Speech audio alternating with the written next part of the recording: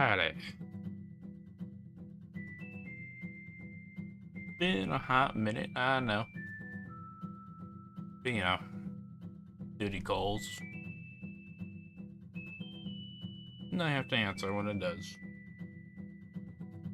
And I have to imagine I make a lot of calls of my own.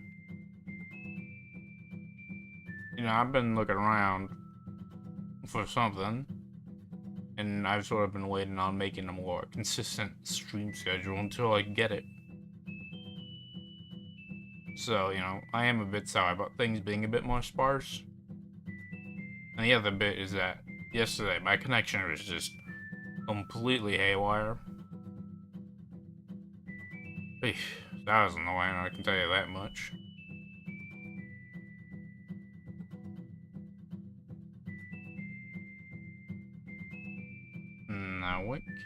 Now what else is there to say? I guess I should...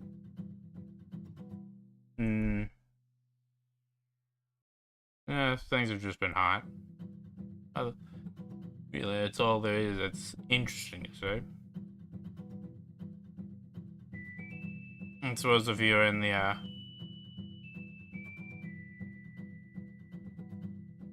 path of the hurricane, whether it was going over you, is the remnants are going over you, or, you know, that earthquake that hit. You know, be careful, keep your head screwed on, looking around. It's important. Keep yourself safe, you know?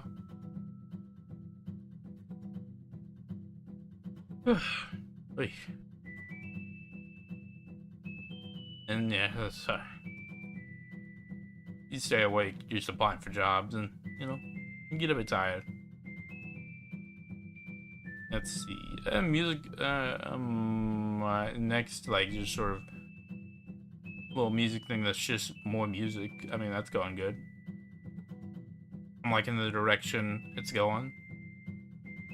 I don't know, probably be like, you know, like 5, 6 tracks maybe. Put it in Bandcamp, so like $2-3 bucks.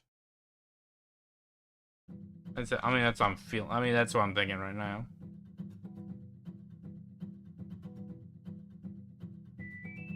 You know, things change.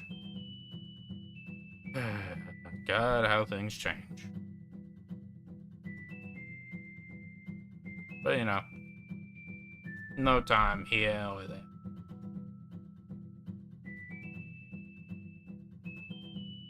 So why don't we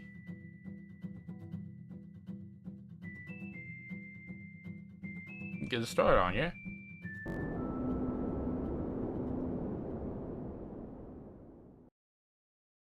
Nah. Now don't worry about the silence.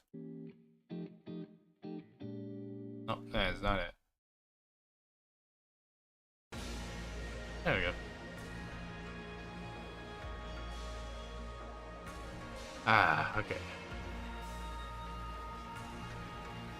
Okay, that sounds good. I think it sounds good. So, before anything else, we actually have a little addendum to make. So, I mean,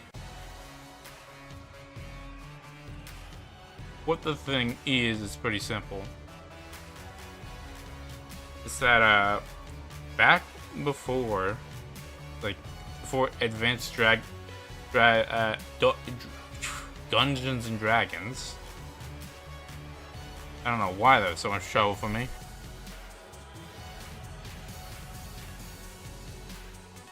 Back during those days,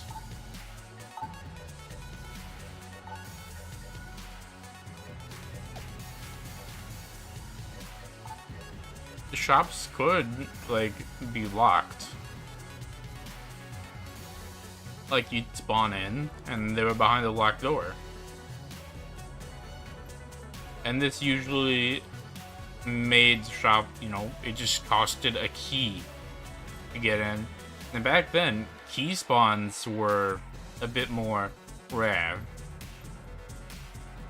It took the key drop system being, like, completely reworked. And I think it was reworked in this update alongside just locked shops being removed entirely. Because sometimes, like, I mean, it could be locked on the first floor. So, you know, you start off with one key and then you have to decide, do I open a chest? Like, one of two chests, do I open the shop? Or do I, like, spend one key to try and open the Oubliette? Like, the first secret floor of the game. Which often isn't that much harder, and the extra items to get there are often worth it. So it becomes just like this just incredibly, like, dense juggling situation where, to the point where it's almost, like, sort of not that fun.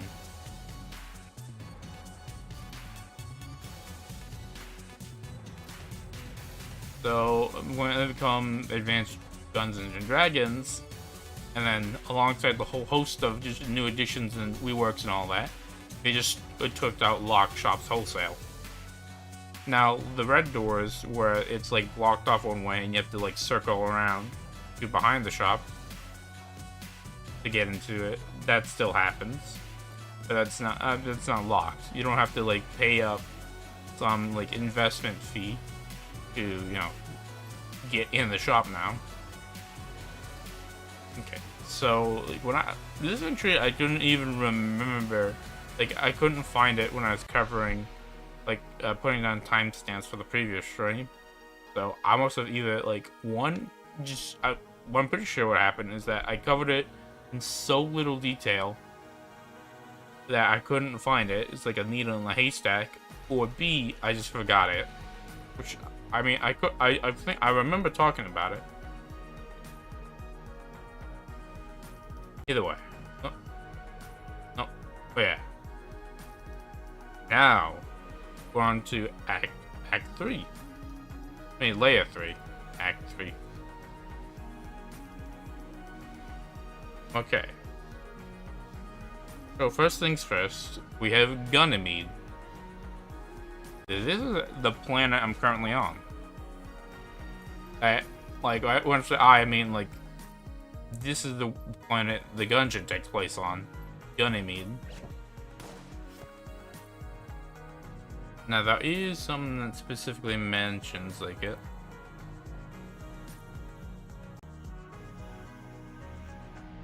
Okay, yeah. The Wisp enemy is one of the things that mentioned it. The Order, and also, once again, mentions the Order of the True Gun. The scripture of the Order of the True Gun claims that a muzzle wisp, which is created from muzzle flashes of guns, they say that Gunymede, the star Gunymede orbits around, is a giant muzzle wisp created by when Caliber fired the Great Bullet. So, I mean, whether that's true, no idea. But it was said, but we don't know. One thing we don't know is, like, where the Lich originally lived. We know he eventually made the Gungeon, and that, like, you know, he wanted several things from it, like the arcane gunpowder. He mined from, like, the gunpowder used in his experiments. So perhaps the gunslinger, before he died, like, when originally conducting his gun experiments, perhaps he came to Gunymede in the first place in search of, you know, just knowing this that Gunymede itself just has unique properties. Who can say? It's just one of those things where, like, it makes sense, but I mean, technically, there's nothing concrete. Because, like I said, we don't even know if he lived on the planet beforehand. I mean, I doubt. With how intergalactic it seems, I doubt it. But, I mean, like I said, doubt doesn't mean it's impossible. And as seen in Exit, I mean, not an Exit, House of the Undead. Well,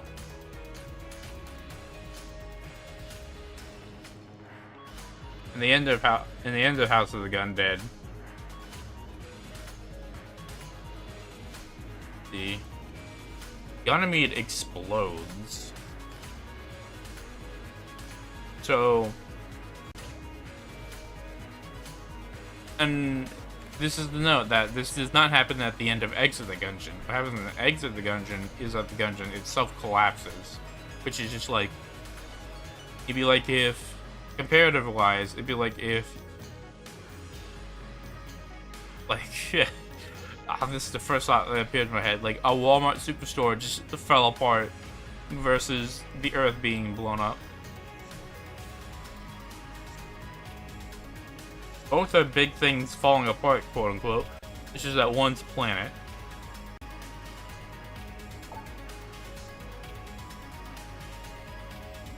Next up we have the Weird Egg.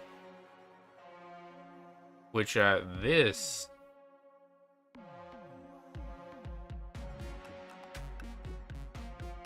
Yeah. Move some of these around, okay. So the Weird Egg you get is an item you unlock by first going to the Rat Maze.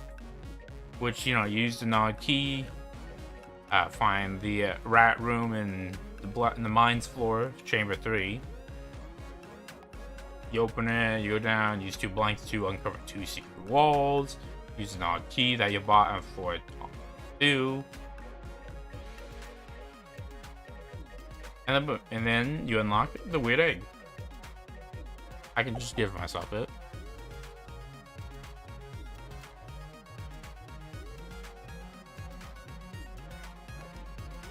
Weird Egg. Now I can't use it now, but if I was damaged, I could use it to heal some hearts, sort of like, you know, a ration or a medkit. However, that's not all it does. If I were to drop it and shoot it, let's say I went down 2 floors, it'd give me a C or B tier item. If I went down 4 floors, it'd give me an A or an S tier item. So it drops something depending on how far you took it, essentially sacrificing your item slot. If you didn't have like a bonus one.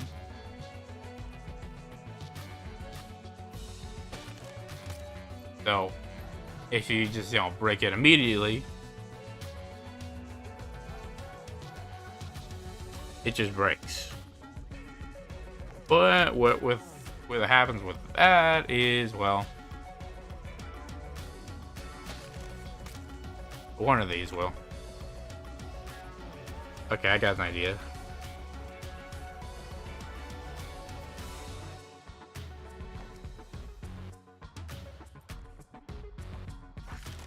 There you go.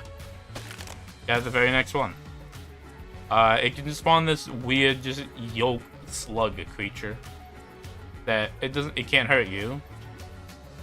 To the point where, like, the bullet, which the usual effect that is, like, it kills any like weak enemy trying to do contact damage to you. It doesn't. It doesn't even try to attack you. It's just sort of following you, and you can kill it.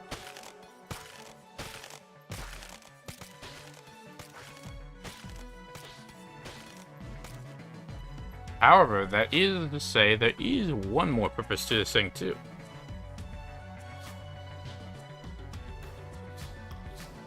Oh, that was just embarrassing. You could give something that make fire.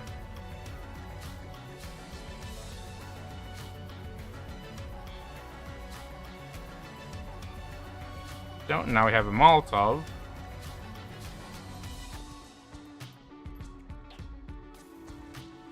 Go and fire.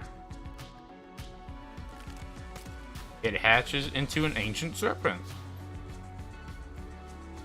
Which, usually the other way to get this to spawn in is after the rat fight by having at least one key. Next thing is that you have to feed this thing a couple pieces of garbage. Or just any item, really. Like a Molotov. Like your Molotov. And then, let's think. Is it 4?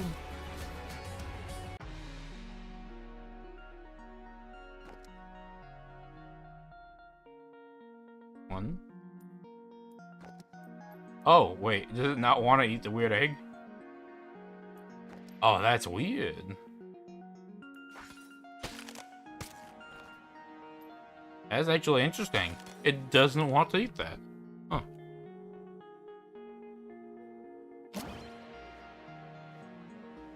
Also, I thought I would have, because I thought I just would have considered it an item. But if it's an egg, and okay, it's 4. So you know, once you have 4, it becomes a little orbital, and then you take it all the way to the Dragon, and it becomes a little add-on for the Dragon, and then it becomes the advanced Dragon, which, you know, you beat it, and you get that like giant skull trophy, and I forget which other item.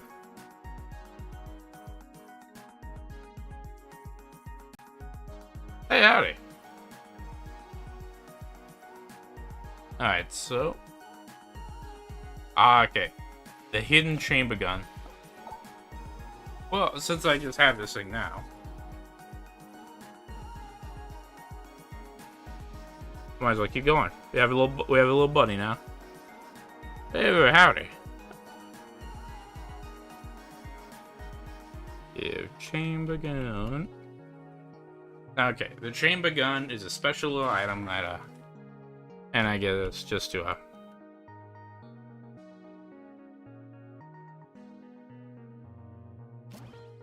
now we know where we're going to. Ooh, wow, Link's right. We start by having to go through a thing. Anyway, the chamber gun is a gun that changes, well, depending on the chamber you're in. On the first floor, it shoots these sort of pieces of royal headrest, or just rings. Because I course wanted to shot tiaras at one point.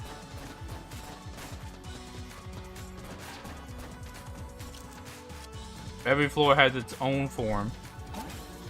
Hence why it's called a chamber gun.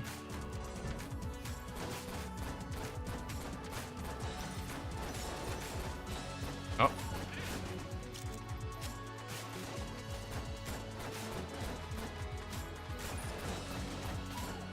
But, okay, usually you can swap between the forms at will by getting a master round for that floor. So if I perfected the first floor and got the first floor's master round, then I have the ability to switch to this form of the chamber gun, no matter which floor I'm at.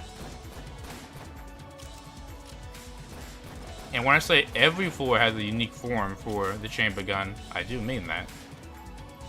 And luckily, with how close the spawn is over here,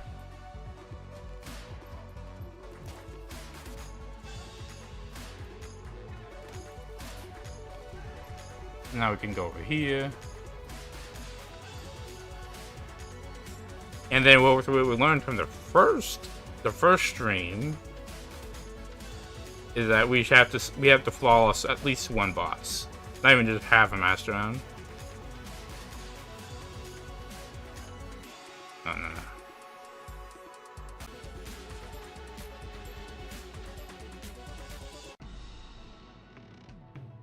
You gotta be kidding me.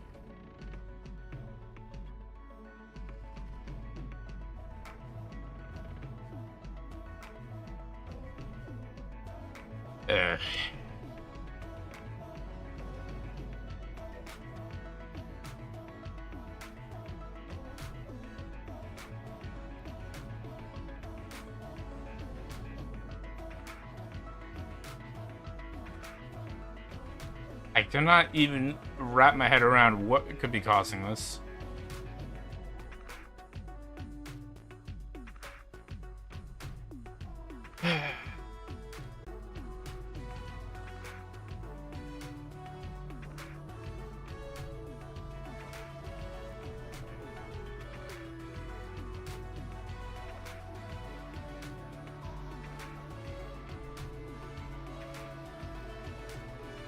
Okay, so it is telling me no. I know, Tuba, you cannot stream today.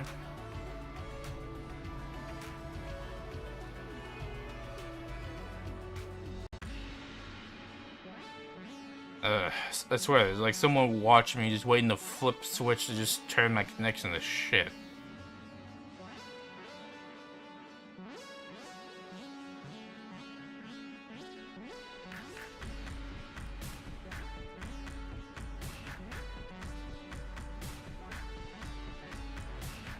I mean, I can't exactly like cover it like this.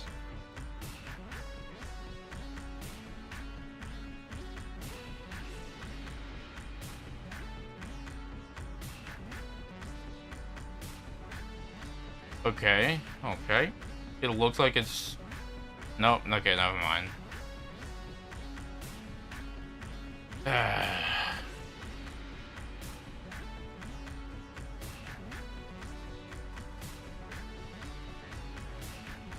I mean, I just literally can't do anything. I can't exactly ride it anywhere if the horse doesn't want to go.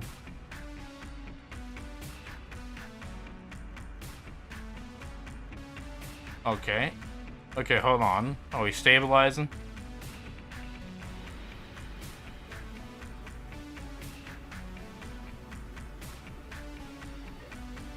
Okay.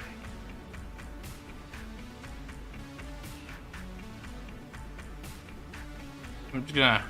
The bitrate seems to be still catching up, so I'm just gonna try and let it catch up, try to get back in the green. Oof. I can just... I mean, luckily, I can just say...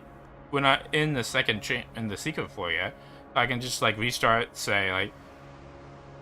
I can just mark this off in the VOD, just like, hey, skip this. Okay. Okay. We're back in the green.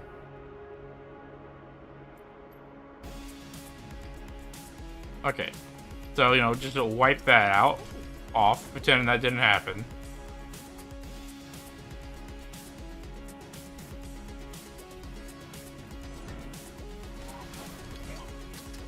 So, chamber gun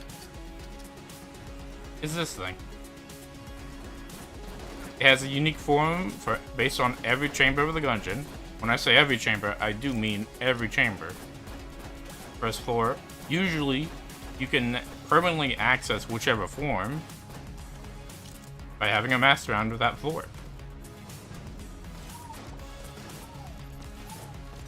Oh. Oops. So if I wanted to keep this form that just shot at... that could be YouTube. Okay, that bit could be YouTube. Because it has its habit of doing that. However, I mean, if that is how it is, then...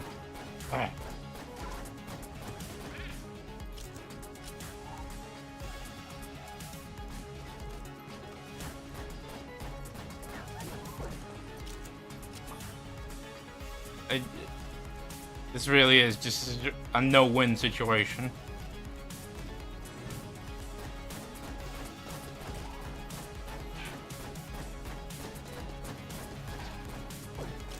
Because I can't think of anything.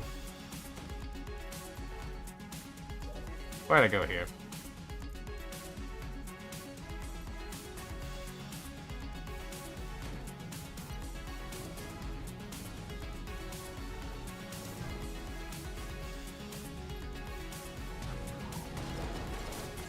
Alright.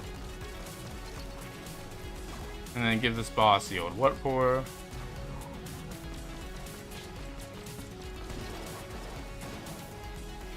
That was too close.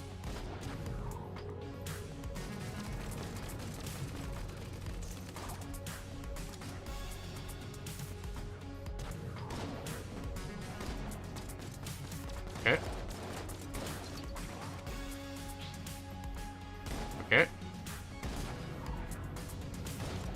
This bit's important.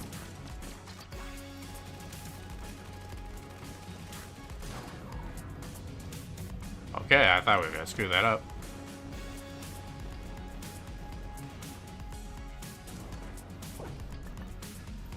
Alright, so now we have a guaranteed mimic, mimic necklace. Ow. Either way, pick that, we get a synergy. Master's Chambers. And this is essentially a special synergy between... Ooh, Casey.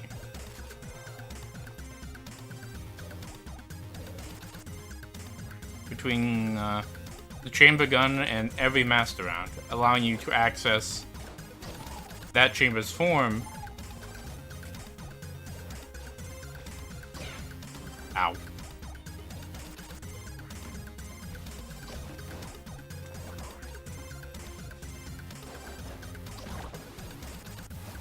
No matter where you are. So once we go into here, which will be the first floor to properly show off what I mean, from the secret forms, which is what this entry is entirely about. See, we still have it, but if we swap it, we can see that every secret floor has its own little thing. So here, we're shooting like little explosive poison skulls. Like occasionally leave behind little pools of poison.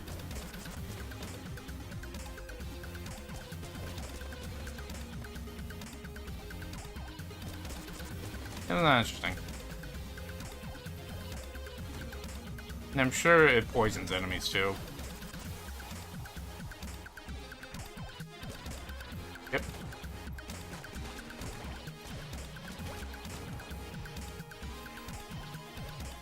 So, in the Oubliette, you get... And unfortunately, because the secret floors don't have a master round, there's no way to permanently be able to use this form.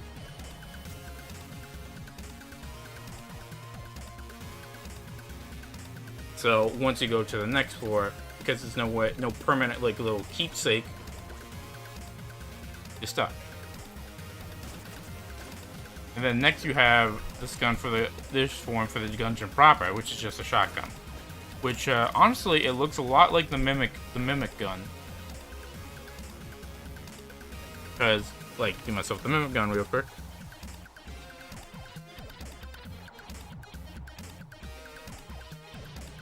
They have a very similar shape.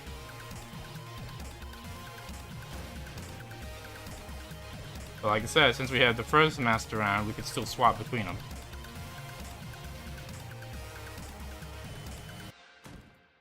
So now we just need to find our way into that chamber.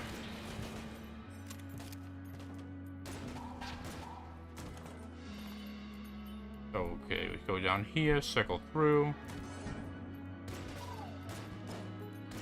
Let's buy ourselves the rat round 2. I mean the non-key for the rat. We don't need to beat the rat, just need to show off the gun. So let's just give ourselves a briefcase full of cash. Not gold junk. We'll do.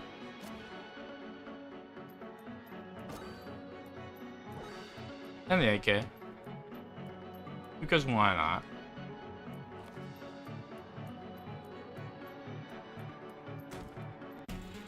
Damn those mimics there, because that means we have to fire inside the shop.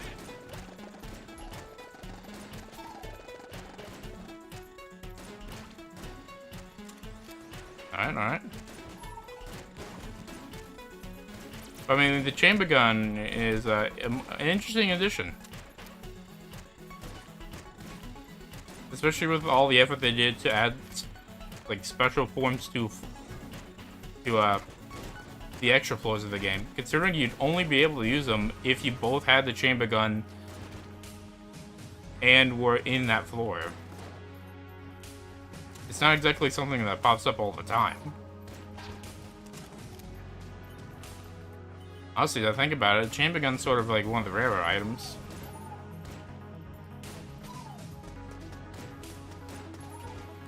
And if there was some sort of toggle to like auto clear the rooms, that'd be nice. The guide like has a kill bind at least.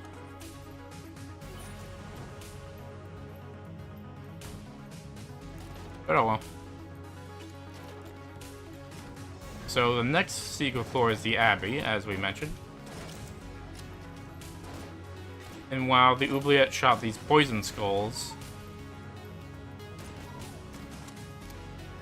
the Abbey's a bit different.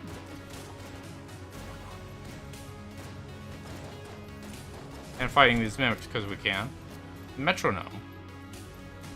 An interesting one. Okay, but notice how we can swap between these. And this is like the second one's form.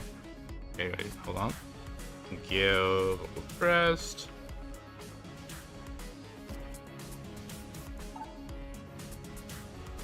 Okay, so we go down to the Abbey. So we can't swap between the second form anymore. And yeah, because we didn't have the second floor's master round, we can't go back to the second floor's form.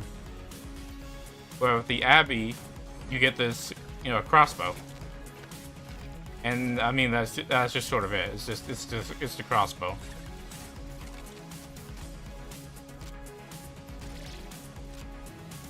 Like there's nothing really special about it.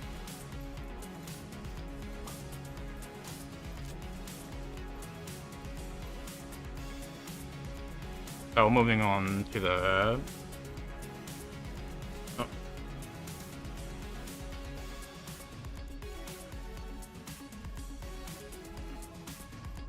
moving on to the mines, we have a drill. That's it. It's a drill. Now we have to find the rat floor. But what happens with the drill is that it has an extremely high DPS.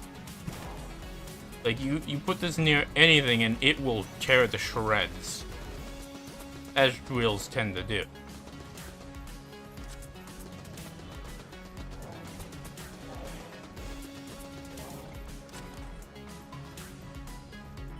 Hopefully we can find the rat room soon.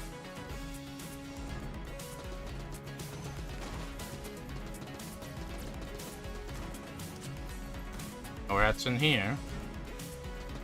Also no rats in here.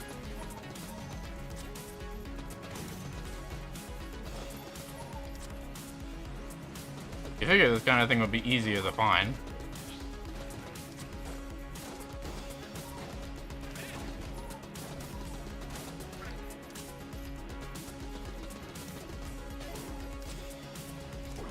Okay. Oh, Mimic. Ooh, Gungeon Eagle. Okay, so it could be up here.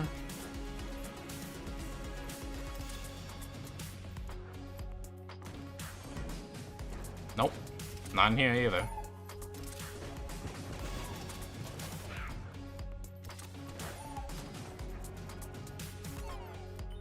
And just to show off the DPS, instantly shredded.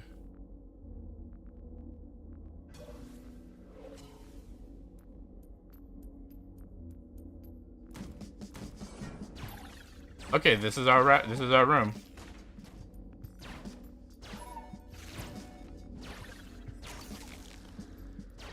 So honestly, I mean, of all the forms, you can have constant access to what I'd say is arguably the best form, damage-wise.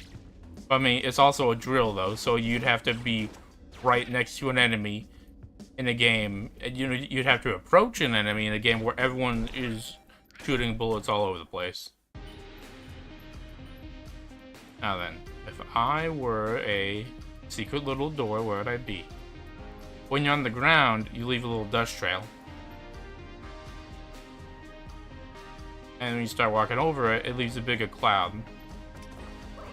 And then, next thing you know, you find what you're looking for.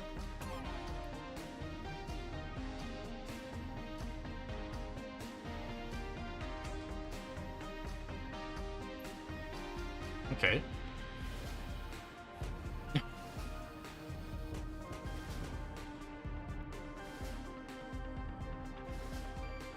A little drill now. We had a little poison skull launcher. We had just a straight up crossbow.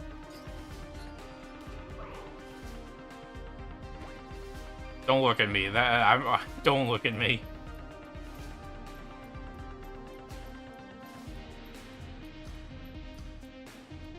That was just embarrassing.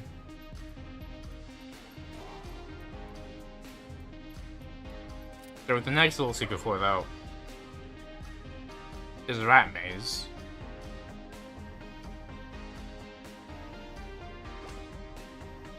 And yeah, it just... yeah.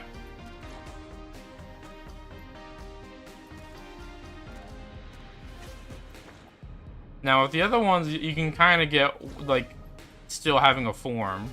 Because, you know, you're still going through, like, an entire, like, floor.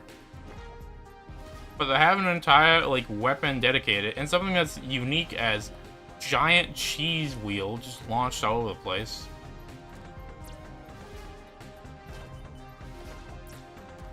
Like, you're definitely unique. Oh, and these counted as enemies went to metronome. Interesting.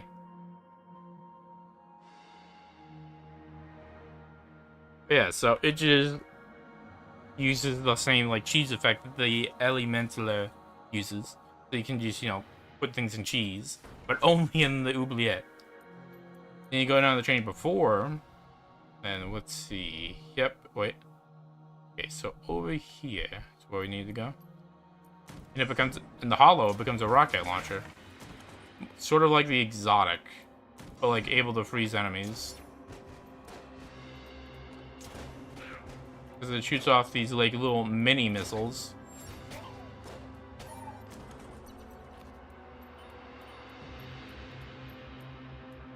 Okay, so we go through here.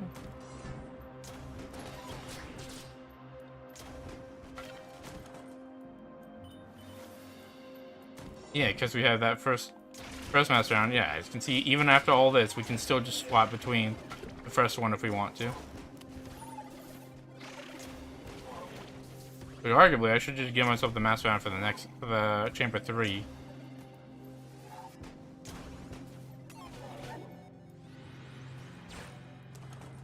Wait, it just spawned a singular thing.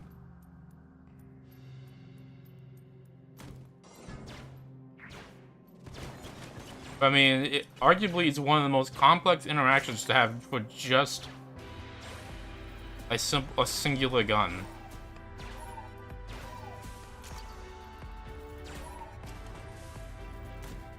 You know, I'm kind of glad they went, you know, the extra mile for it.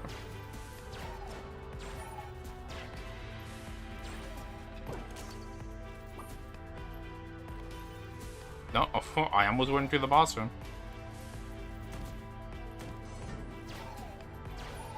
Take care of those. Climb. Luckily, I don't have to worry about jammed enemies. Jammed enemies doing contact damage.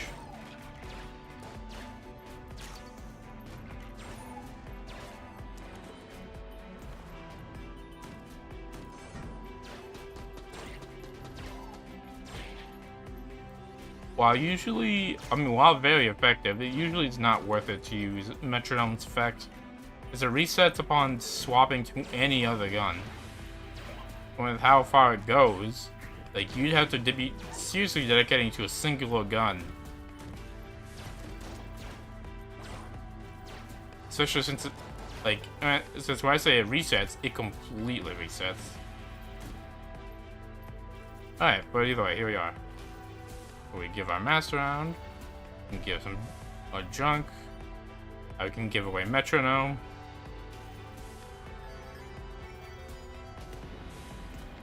Then we go down to the R&G department, which, I mean, it's an office space, so guess. It's a pencil. That works just like the wooden plank. Now, I said like the previous one was similar to although it does have an eraser. Though as far as I'm aware, there's not really an effect. Like, this is just similar to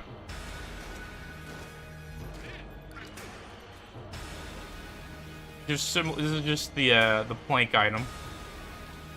Where you just have this 2x4 that stretches and stuff. You can just flip it around and use each end though.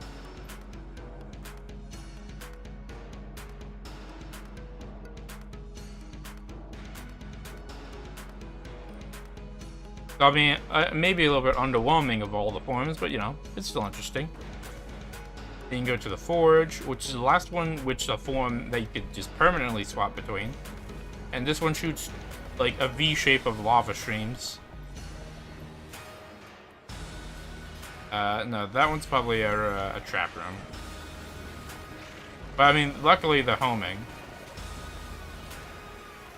So, I mean, they converge a lot. But it's just like a really weird way of doing damage. Then if we go to Bullet Hell,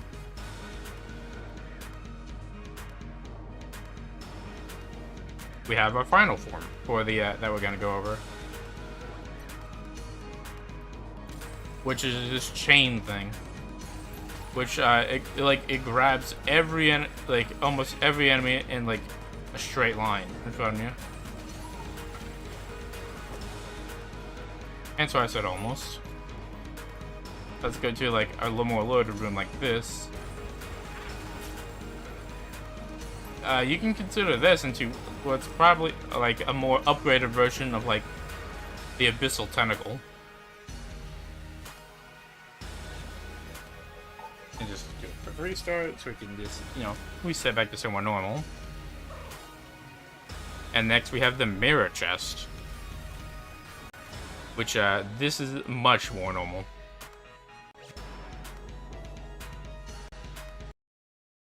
Okay, so pause that.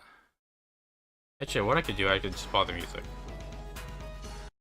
There you go. So so now I don't have to worry about like accidentally keeping the music muted or something.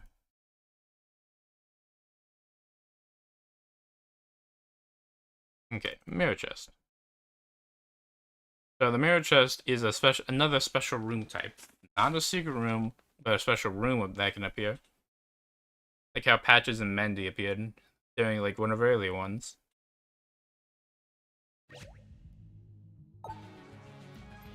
So yeah, it has its own little marker on the map. You see a mirror, and it has a specific chest inside.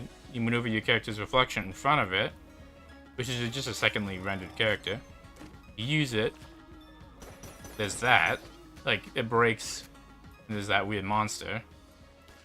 And you get curse for it. 3.5 curse to be specific. Which, you know, it's actually a hefty amount of curse, really. Since you only need 10 to get Lord of the Jammed. And you can shoot the mirror and technically still open the chest, but I mean the moment you break the mirror, it gives you that 3.5 curse anyways, because you know, bad luck. Maybe because it's the weird time of the Gungeon, you only get 3.5 years of bad luck. Condensed down to 3.5 curse half the time in a different format. Who knows? Okay, next up is Tonic and Company, which, Tonic is a, well, well, this is Tonic. Wait, go to the breach, dumb dude. Tonic is an NPC in the breach that you eventually rescue, and he activates the game's turbo mode, which makes the game run not twice as fast, but runs faster in general. Once it goes fast, and then you can activate turbo mode, which makes everything just faster, except your fire rate. Of course, he isn't normally yellow, he's normally a blue. But I'll get to that. But I mean, that's not the only thing. There's also his buddy Snails.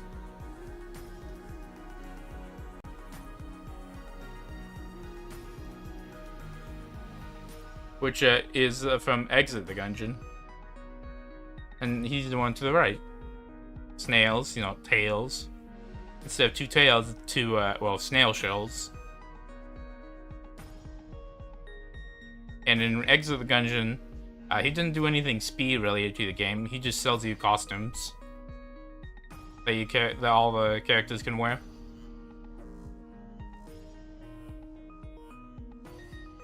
And what happened was, because he's a snail, he took so long to get there that by the time Snails got there, the Gungeon was already falling apart.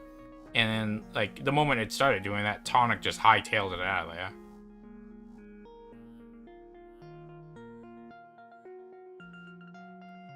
And there's also a boss in Exit the Gungeon known as the Meowitzer, which is said to be looking for Tonic.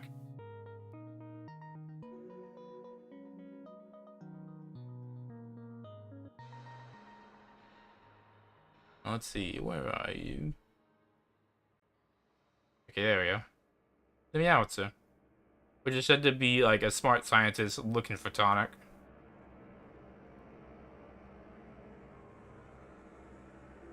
With it, you know, it's a more direct Eggman reference with because like Tonic has a bunch of dialogue in Gungeon, but he'll say stuff to you. Like he has dialogue talking about, I mean, first things first.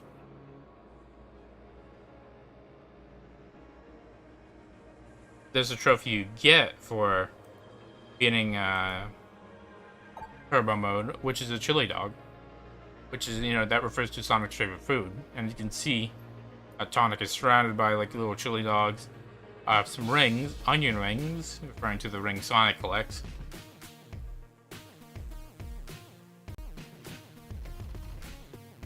But he'll talk about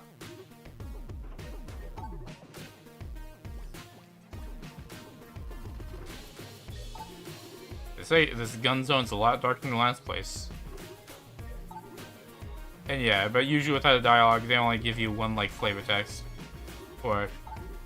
Yeah, so referring to gun zone, it's like how like all the various areas in Sonic are like called like Casino Zone, Green Hill Zone. So he calls the Gungeon the Gun Zone.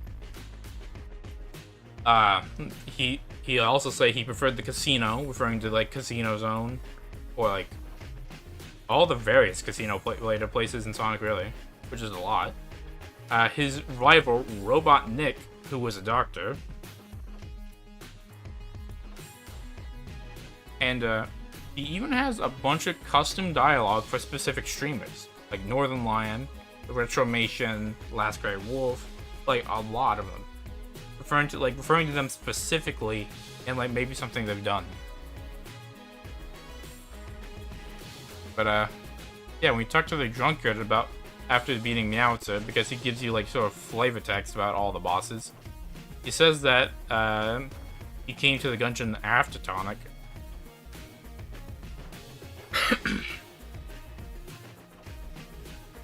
And oh yeah, and you can see in the picture, but Snails speaks really slowly.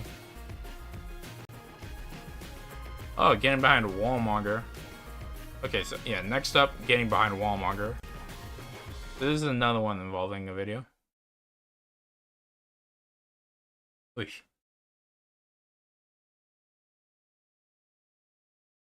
So, Wallmonger is like a boss from the 4th chamber that advances towards you. What we can do if you have the bloody scarf, you don't need a flight. That's just from when I just had a rainbow chest. Because I was just going through, just, you know, powering through, just showing all the stuff. So you fight Wallmonger because he does all these projectiles in front of you and whatnot. But if you go far enough back, with using the teleport from the red scarf, you can just end up behind the Wallmonger. And with all the Wallmonger's bullets coming out in front of it, you are safe. Like, there's literally nothing the Wallmonger can do to hurt you. So then you're just sort of free to...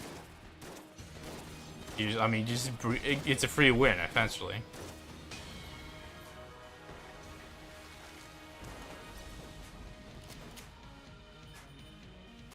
So it's only possible with the red scarf, but you know, it's a very powerful ability and just completely neuters the wall if you do have it.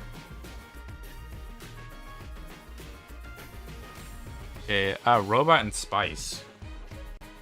Okay, this one is a more... This one's a more of a mechanical thing. So back when we talked about Spice, we talked about how eventually the effects the Spice would have is that it would eventually start taking away hearts. So like it gives you a heart or two, then it starts taking them away, and even to the point of like creating a deficit.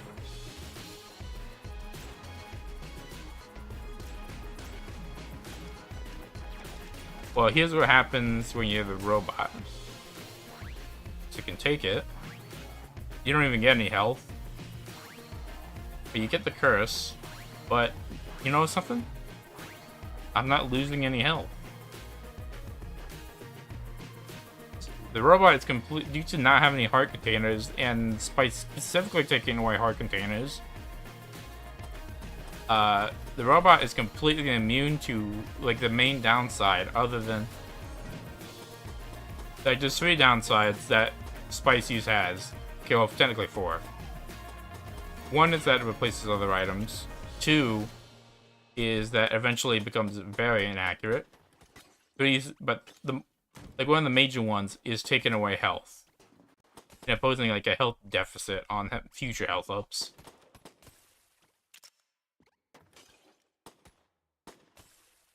Oh, I guess that's it.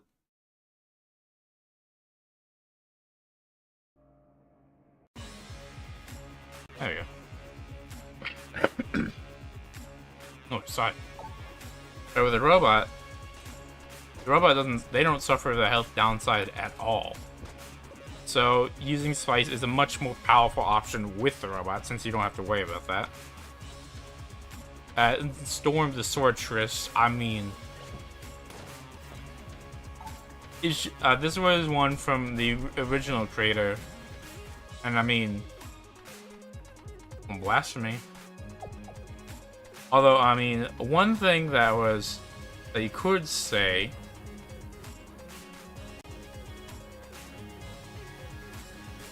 Let's see.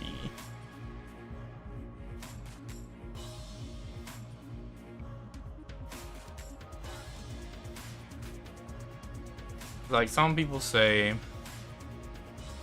Okay, so I don't have a picture, but I do have the video. What some people say is that... Oh.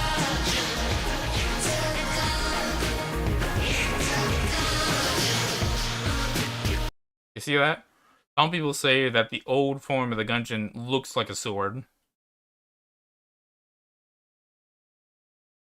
But, I mean, that's probably where most of Storm the Swordtress goes from. Okay, and so Rainbow Chest, I mean, you saw it in Rainbow mode, but I mean, Rainbow Chests are a thing that can just spawn naturally. Like, they look like this, and they give you, like, a bunch of items.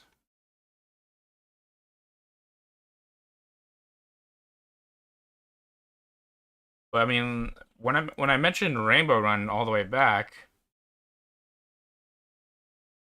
they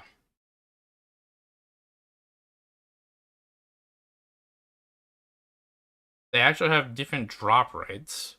But I mean, first things first is that a Rainbow Chest has a 0.0333 repeating percent to replace any chest, like be it in an item room or whatever. But if the chest is spawned in, like you spawn a chest for a room clear, and it gets an additional 0.001%. That's 1,000th of a percent. But I mean, with the rainbow chest that spawns in naturally, 15% of the items will be A tier, 54% of the items will be, well, I mean, 15% is S tier, 54% is A tier, 31% is B tier. So this is like different rates than you would get in rainbow mode. Now going right back to Tonic, and I forgot to mute the game audio, see why muting the music itself was a better idea, is we have Super Tonic. Once you get over 5,000 hegemony credits, well, next time you go to enable turbo mode, essentially he extorts you.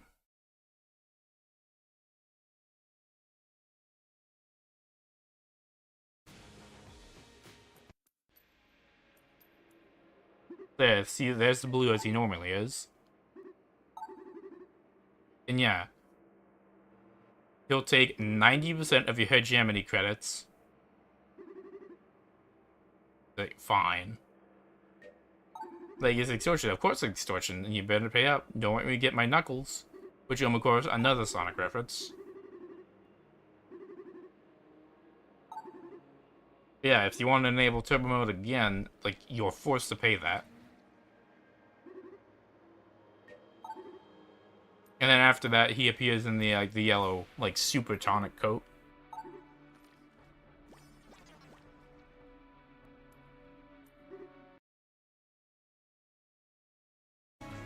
So yeah, once you get a huge amount of hegemony credits, he will extort you.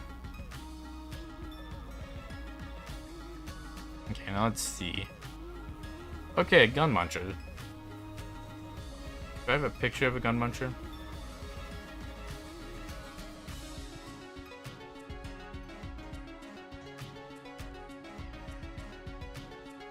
I don't.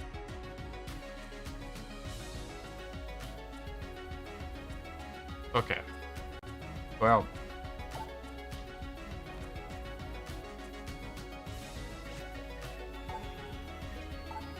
Well, Gunmunchers, they are sort of hidden NPCs. Actually, wait. Do I have a video of a Gunmuncher?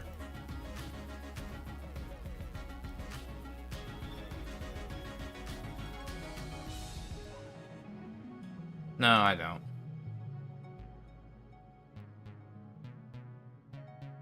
Let's see, MMM from Muncher. No. Okay.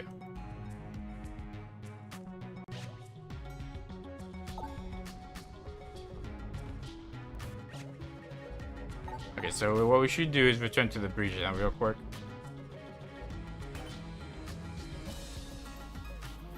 Because, I mean, the secret floor on the bullet hell has a guaranteed.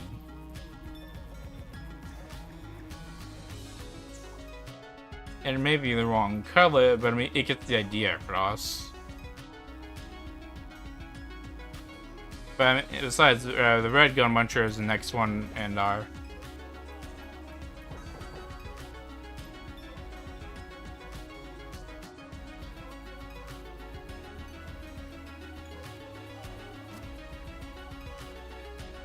thing anyway. So, the red Gunmuncher... there's a normal NPC throughout the game called the Gunmuncher. Okay, so I have to go down here.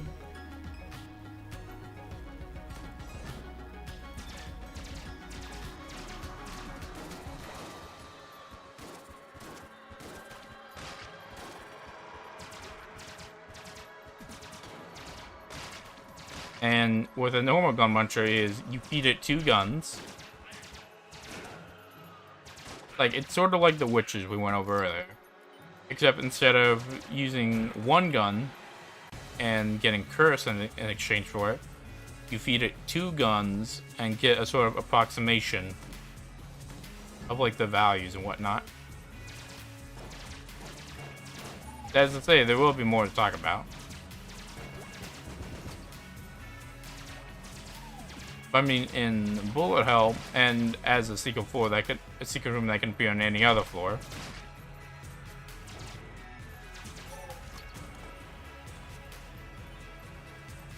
Like, if you get a map and you see a secret room that looks like this, and like the Gunmuncher even has a green symbol showing that the Gunmuncher is in there.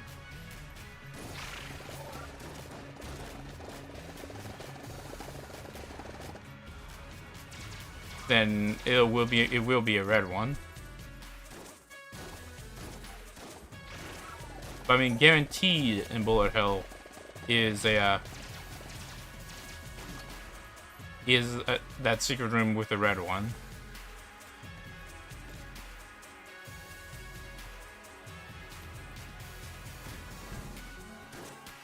And while other Gunmunchers, you feed it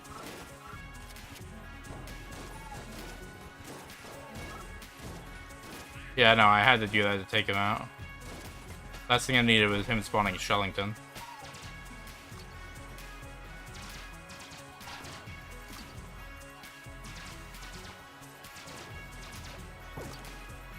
Why am I blank?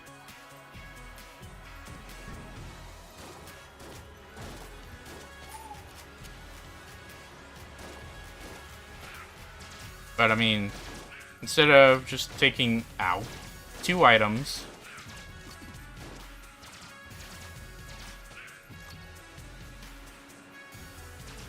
that was close. So what the red Gunmunch does, when you first find it, you have to feed it 10 items. Not in a single run, mind you. And by items, I mean guns. You can only feed it guns.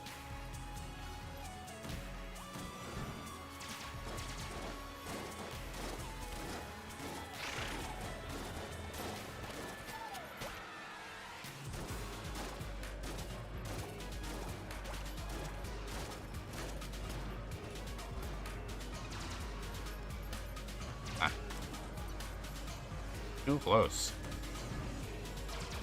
And it would either be in this room or the other one. Oh, I'm out. But yeah, when you first find it, you have to feed it 10 items over who knows how many runs.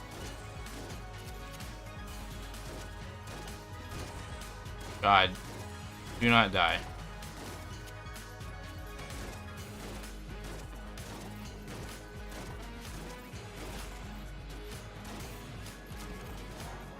Okay, I didn't see it.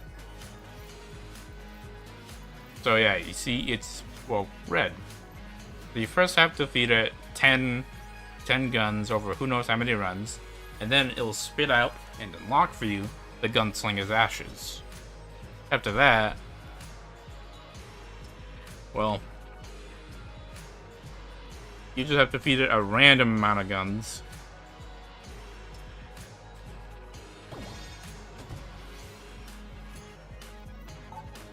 Yeah, so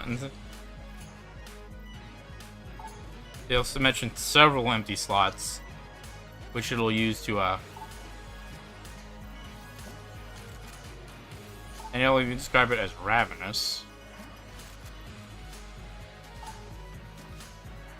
And yeah, after feeding it a bunch of random assortment, it'll eventually give you a high tier gun. But much like any other, it'll go dormant afterwards. Meaning that'll be it.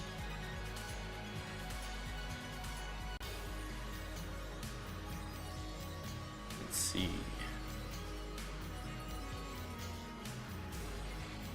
Now where did I... Okay, yeah. Spinning out an A or S tier gun. And then, while we're here, buy a Gunmuncher. The green one, that only takes 2, has specific recipes.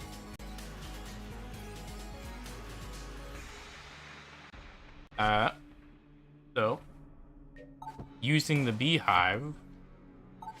Oh.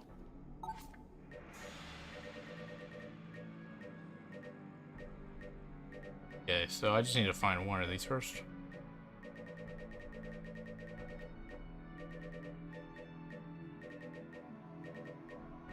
So mixing the RPG with the beehive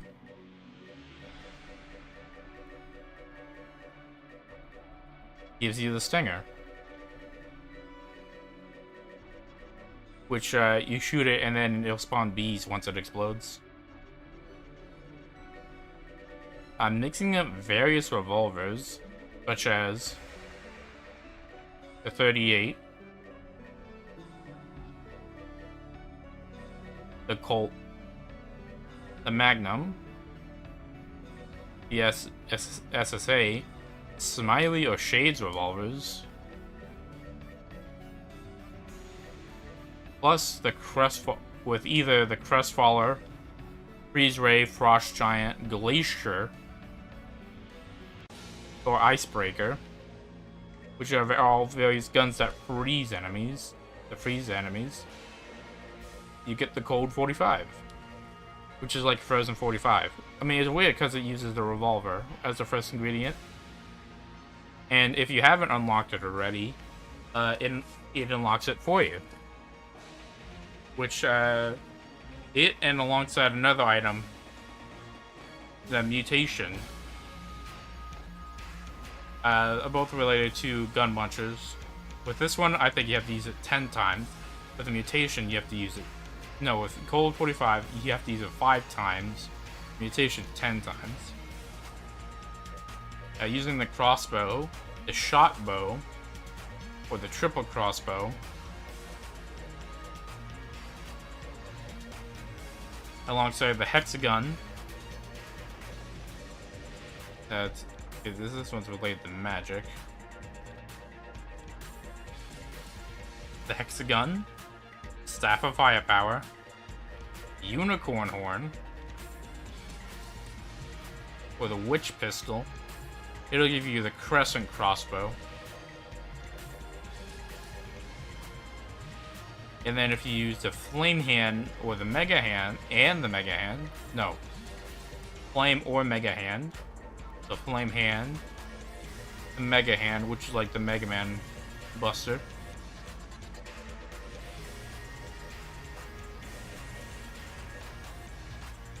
Alongside the AK-47, the M16, the MAC-10, or the machine pistol, you get the machine fist.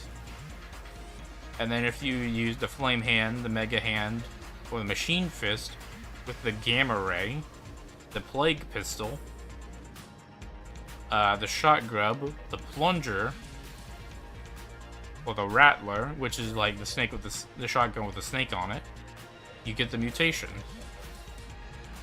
Which that one just shoots like a mutated like blood beam. So if you use the regular Gunmuncher, you have like those. You could use those guns to get a better mixture. Okay, now we get. Now this is like.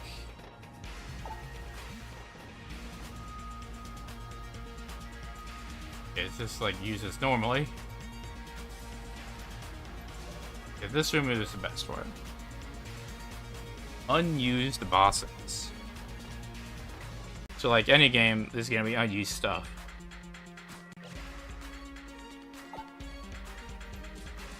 So so there's a bunch of unused bosses in the game. One of them is like the Bullet Bishop.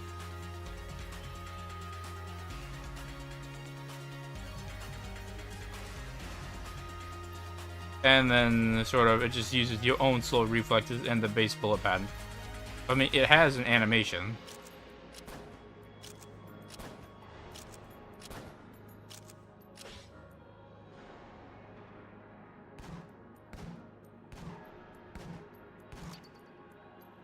And like, but yeah, this is just like the basic, and it has an animation where it like shakes a sensor.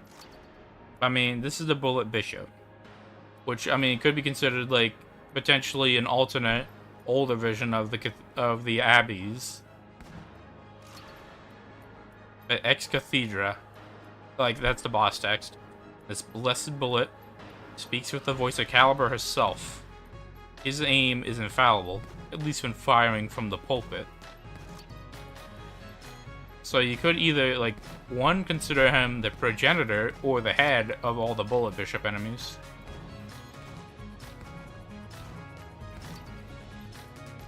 And then kill him real quick. He gets defeated. But here's the thing: if I walk back out and walk back in, it hasn't even the intro animation. Ex Cathedra, Bullet Bishop. And of course that's it. And it uses the HS Absolution as placeholder. But there is another. The Bunker.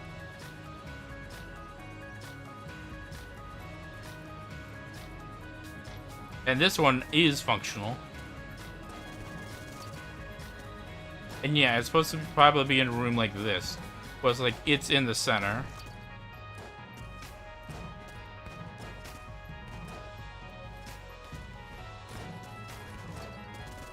But it seems like it seems to be pretty early on in its lifespan because, well, standing in the corner is a pretty strong tactic. And as you look, it even gets damaged as you attack it. And even, like I said, it also has an entry. Forward operating base bunker. Yeah. And then it'll just crop back being damaged again. Yeah, it just has those attacks where it just fires off to the side. Only to the left side, apparently. And attacks that it shoots while you're facing the main way. And then you blow up, it falls apart. Wang. And it waves a white flag. So it also had description text. The bunker's walls are several feet thick. It's too dark to make out what's operating the turrets. Seems like something's moving inside. And the drunkard even had dialogue for this one. The Gundead have grown quite industrious. Be organized to occupy that bunker. Well, it's interesting, don't you think? And then there was two more actually. This one is from like how I mentioned how the R&G department had used cut things from everything. One of the major cut things for the floor, like a quote unquote desert or western floor, is like the Gungeon cactus mentions it. Like, I mean, yeah, the cactus mentions it. There's a bunch of like western looking enemies in there. And to that end, there's even a trio of like trigger twin type enemies. Angel. Gnome. And Tuck. So, you know, sort of like a good, bad, and the ugly kind of deal. Like, they all have animations that seem to be sharing similar animations with the Trigger twins.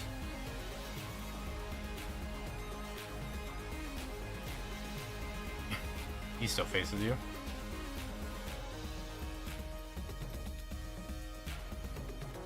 So they likely would have been like a sort of triple version of the Trigger twins that you would have fought in the Western floor had it been realized. And there's another unused one called Vampire Mantis, which is this one,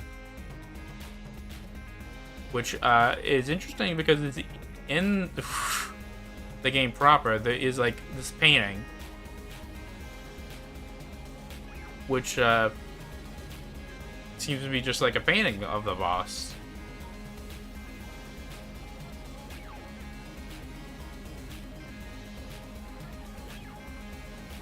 But I mean, the Vampire Mantis will come again later.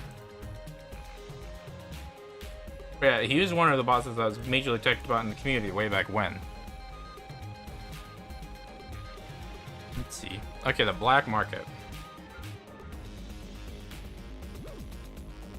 So this one is another one that I spent a lot of time farming to get. So what the Black Market is, let's pause the music again. It's another secret room type that can just appear randomly. But this one is much more rare. So once again, it has its own little icon. You go into a room, and there's a space.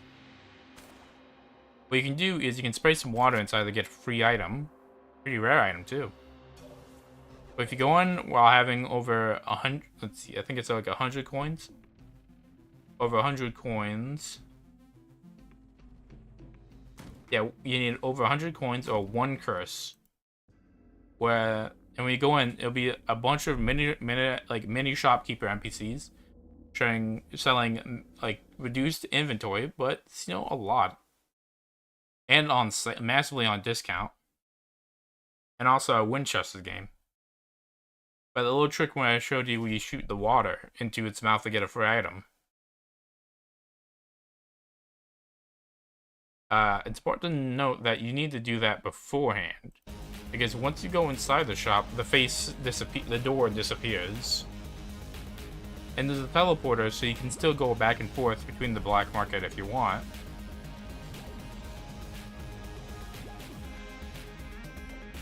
And then Infinite Coolness.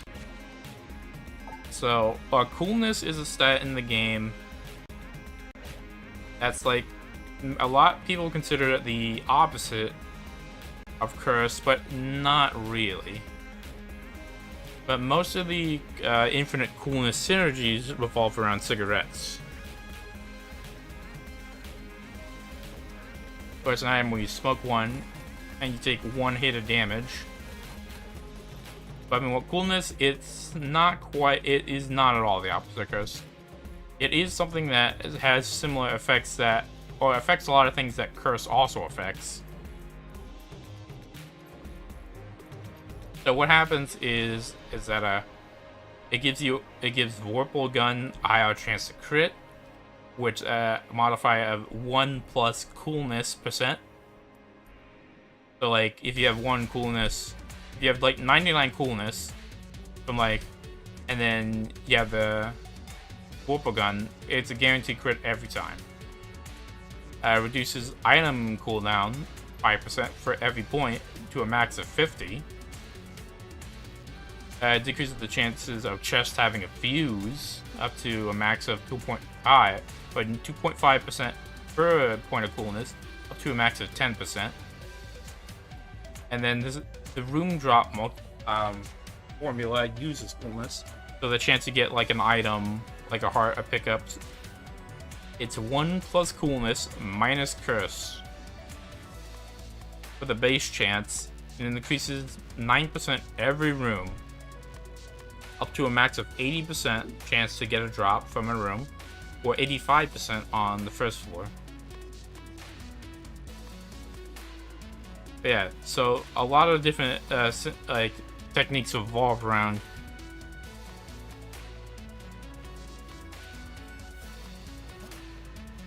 using various techniques to like farm coolness.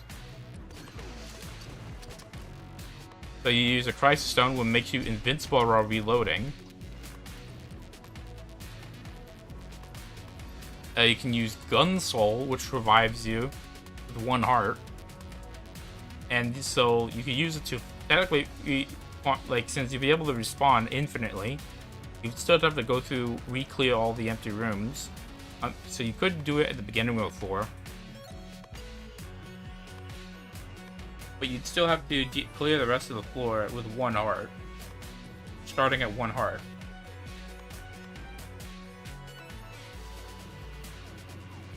But a much more popular one is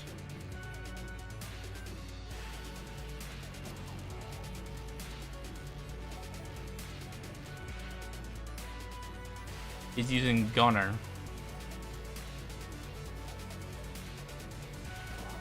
With this, you can get your health, get your hit back. And with Holy Grail,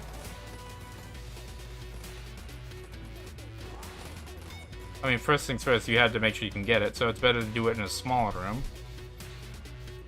And I just realized, due to how this is, we're now stuck in here.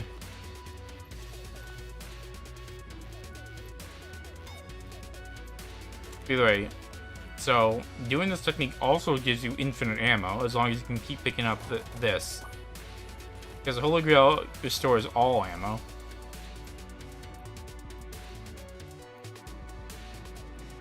You know, it's just important to note that. Okay, lead maidens are single-handedly ruining this game. Yeah, that's first to them being a bit annoying. Nope.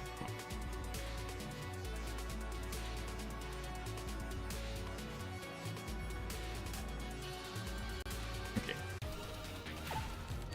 Ditto. Lead maidens are just annoying enemy types, since they can just go invincible, ignore anything you do until, you know, they open up to attack. Which, I mean, even then, like, it's still pretty squishy, but even then, they're, like, rooms that spawn them usually are specifically designed for them to overwhelm you.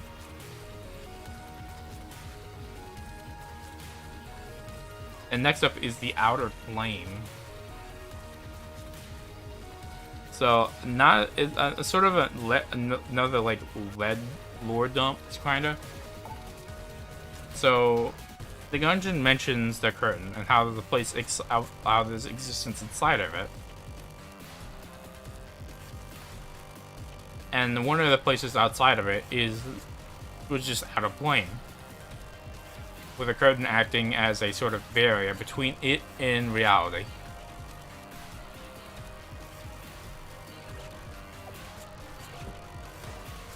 Now, the Mind Flayer, the boss from the 3rd floor,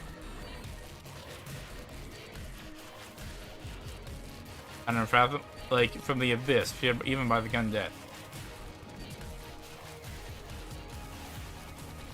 Now, let's see, I forget which enemy was it.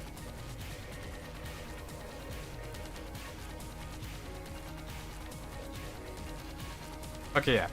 Having entered the Gungeon dimension through a tear in the curtain created by the Mind Flayer. So the Mind Flayer, like, tore open a hole in the curtain that allowed phaser spiders and the Killithid in. And the Killithid predate the Gungeon. Predate the Gungeon themselves. And their magic is some of the first to be documented. And then in the home dimension, they practice psychic gunplay, where they, I guess, use guns using their minds, and having a physical gun is pointless.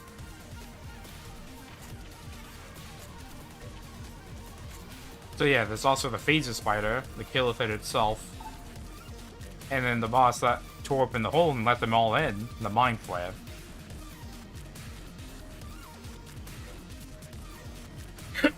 and then exit the Gungeon, there's a boss, Gungemesh,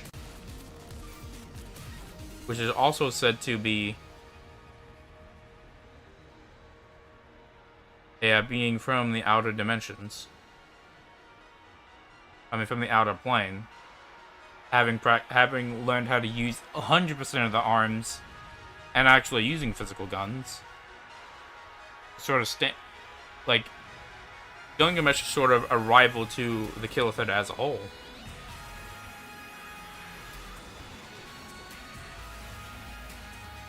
And like the, you know, there he is. Getting ready to shoot at you. And it said he was looking for like an elixir of life. But it's also stands to remember, wait, duh, because I have it. But the Holy Grail was an artifact of caliber, was considered lost until the Mind Flayer came, and then the Holy Grail appeared again, implying that it was trapped in the other side.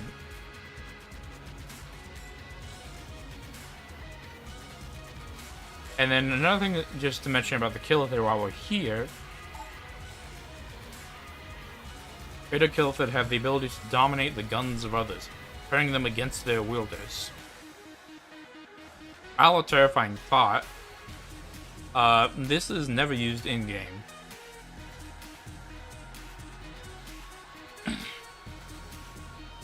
And then something a lot of people say is that one of the characters from a promotional comic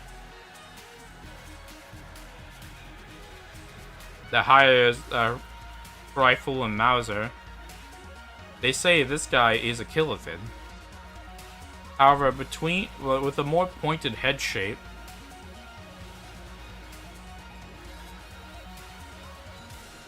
like a more pointed head, because like these aren't, because this is this is like a back frill, and I'll spawn them in so you can see it too, and also like smooth, not pointed, like much shorter tentacles,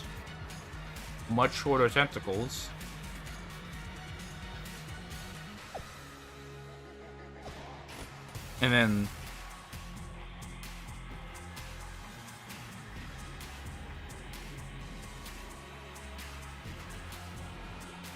spawning a Mind Flayer.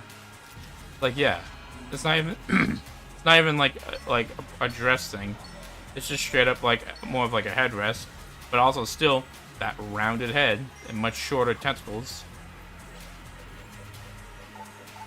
So I'm not willing to say this is a Killithid. I don't think it's a Killithid.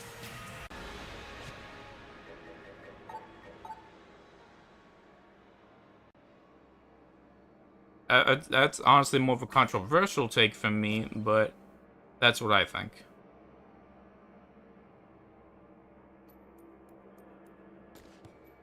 Yeah, so the outer plane is just a sort of outer realm of existence that still this crazy stuff still goes on inside of. So next up we have Junkan, which is this slow guy. When it comes to whenever you start breaking chest, he has a 20% chance to replace junk. What you have to do, and what Junkan does, is he gets stronger, faster, and attacks faster as you get more junk, which you usually get from destroying chests. But you can also get junk by digging, using the Knight's gun, which is like the Shovel Knight gun. You can also dig up junk that way.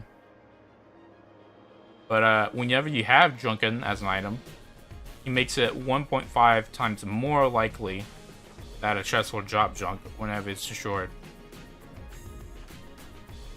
And then, as I mentioned way back when with Alburn, picking up lies also works as another level of junk.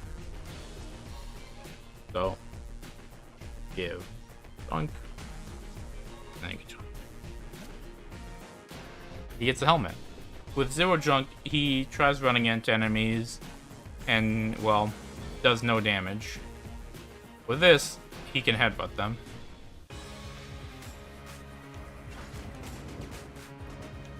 But perhaps that was a poor demonstration.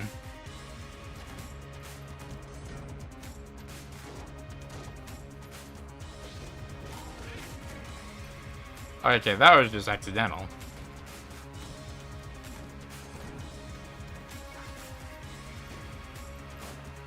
As you can see, he's headbutting the enemies now. But attacking also really slowly. So, let's give him another. He has a shield now. Which he's stronger and also attacking faster. Give him another. He now has a low sword. Attacking faster and dealing even more damage. Another. Attacking even faster. And then once you get up to 5, this unlocks a special little move for him.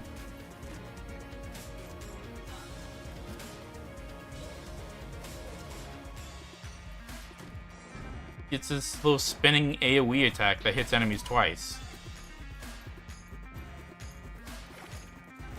As you can see, he can also fly.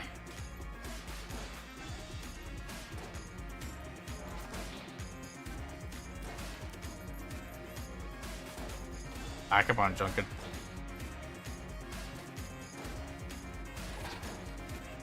Yeah, I'm not sure that works. But technically a lower damage.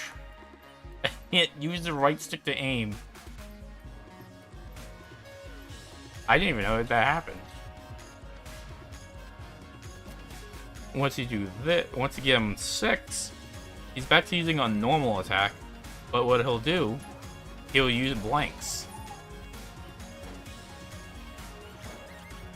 And then what's special about this form?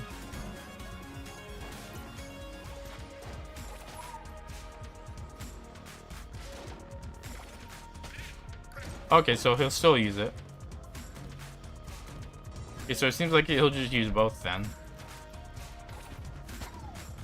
It seems like he'll hit 3 times now too.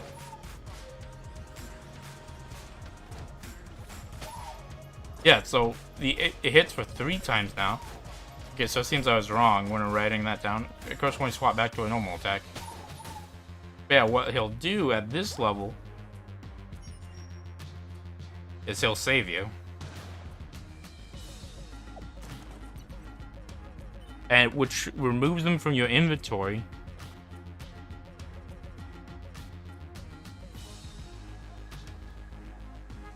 But, you know, you can just...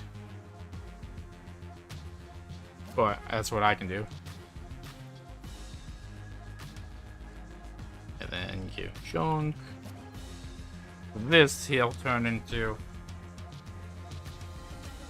He'll lose all the previous abilities he had, but he'll fly around and deal like massive damage with all these projectiles.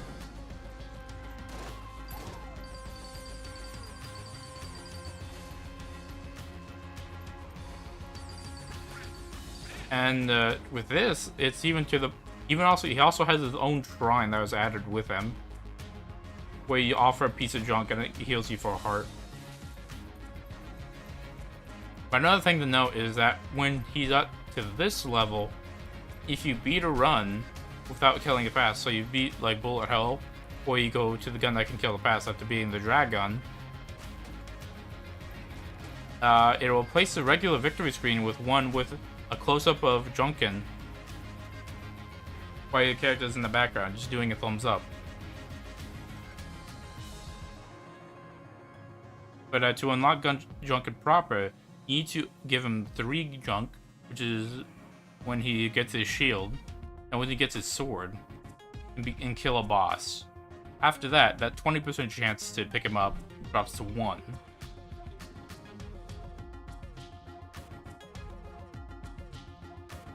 Okay, so after that, Polaris and Duct Tape. Okay, so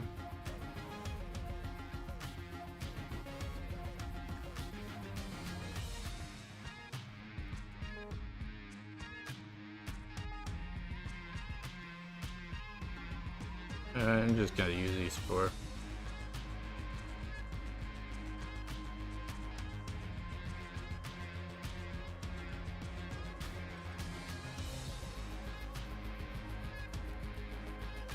So these are.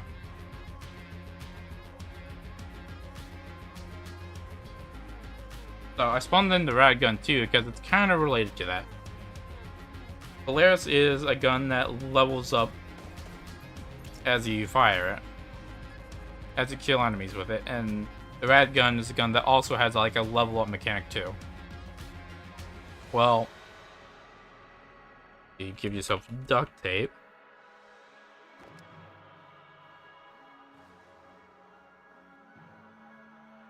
As you can see, I have multiple things of ammo now.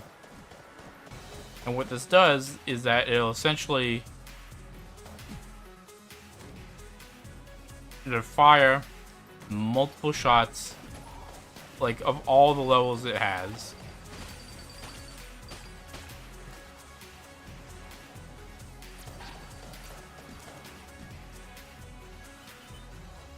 So it's a bit of a interesting thing like that.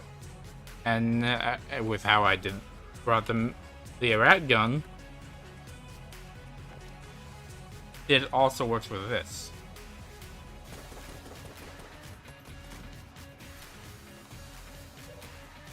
And since both the Mega Dowser and the Polaris get pretty powerful once you get up there,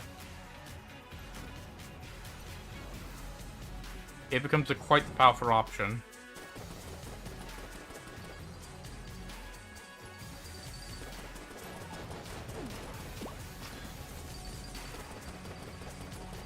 Since it bypasses the need, because usually you have to make several precise reloads in a row.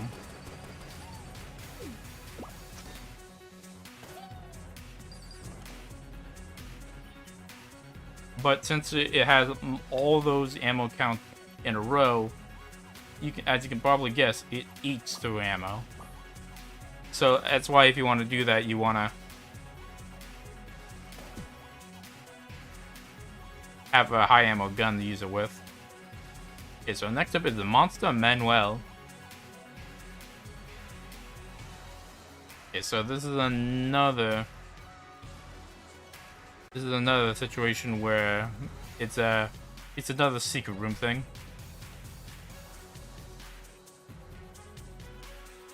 And I'd say this one is less common than the old man, but more common than anything else. So yeah. So after you do Manuel's little storyline, and find him in any secret room,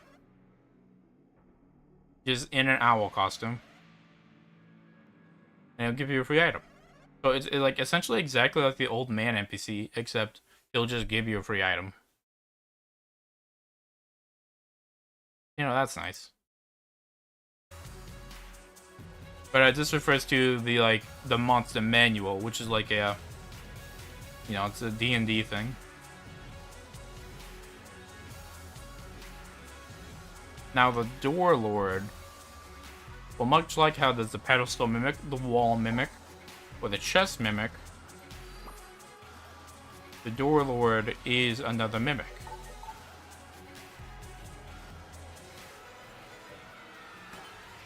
And it has a 1.3% chance to replace any boss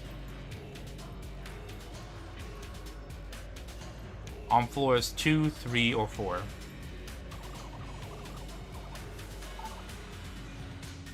So, not on the first floor and not on the 5th floor, which is only the Dragon.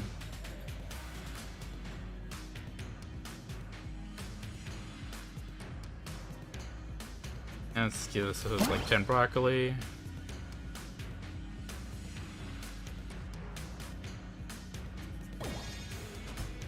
And then, so this is where it becomes useful that there is no boss DPS cap here.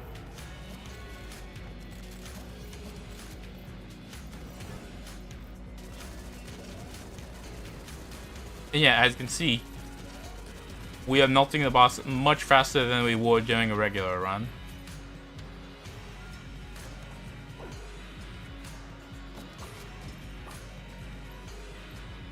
But you know, this is all important, so in this for the sake of being able to get through.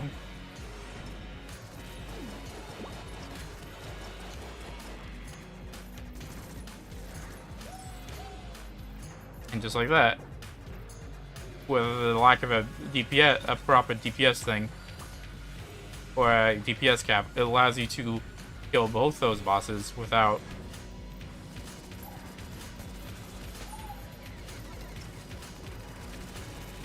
which is pretty easily, really. Yeah, so the Door Lord is just another Mimic type boss. And yeah, I mentioned pretty rare, and that's not untrue. Most people will only see the Door Lord while fighting boss rush, because it's like the only place where the Door Lord has a guaranteed spawn.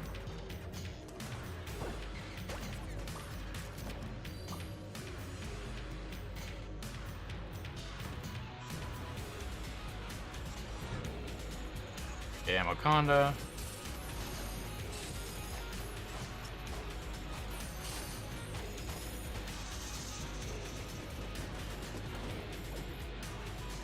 Oh, coin crown. I wonder if I do. Okay, so it's probably this one. No. I forget if it's a mines boss. Because, while, like, so, if we were on this floor naturally, the boss could be the Door Lord. Okay, I think it's a mines boss.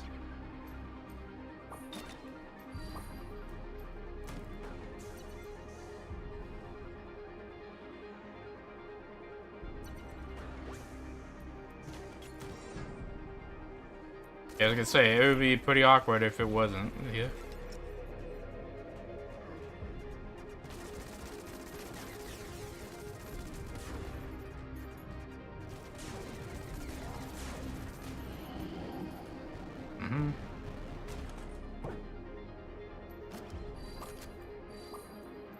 And then that's probably gonna be the most. So it's gonna be on this floor, but it's important to note the Door Lord will take the form of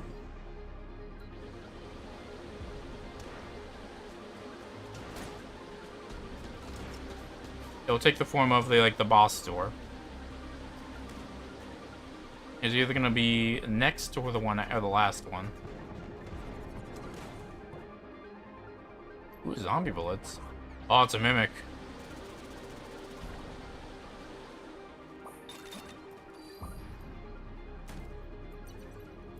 Okay, so it's gonna be you? No.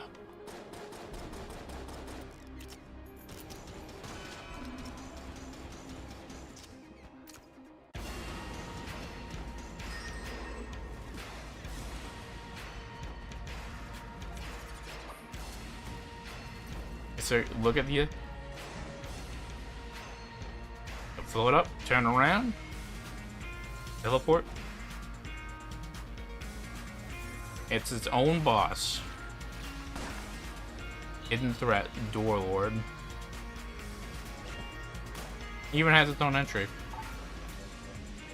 This is not the right one.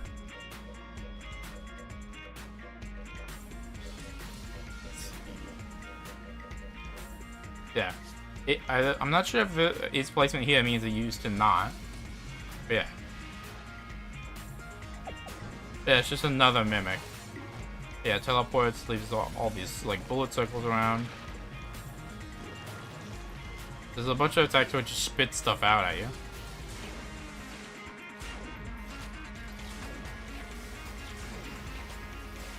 Spawning these bullet rings. Shoots a laser. Whatever that is.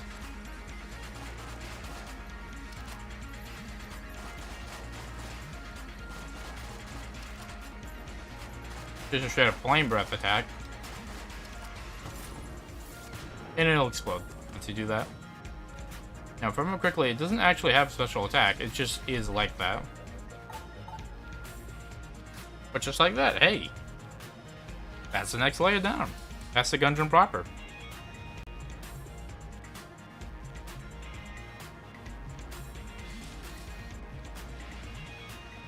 Next up is the Black Powder Mine, which, I mean, like, I think it's short enough to where we can just, like, go through this real quick. So first up is Double Challenge Mode. Oh yeah, in the Black Powder Mine, this is where things are starting to get a much more obscure way. You're likely to not have heard of it.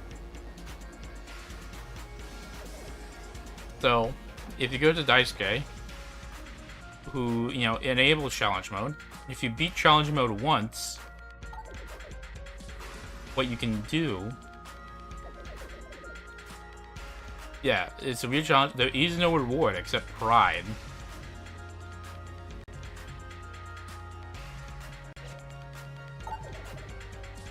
Prepare yourself, I don't like your odds. For another 6 hegemony credits, you activate double challenge mode. Which, it's like challenge mode, but, well,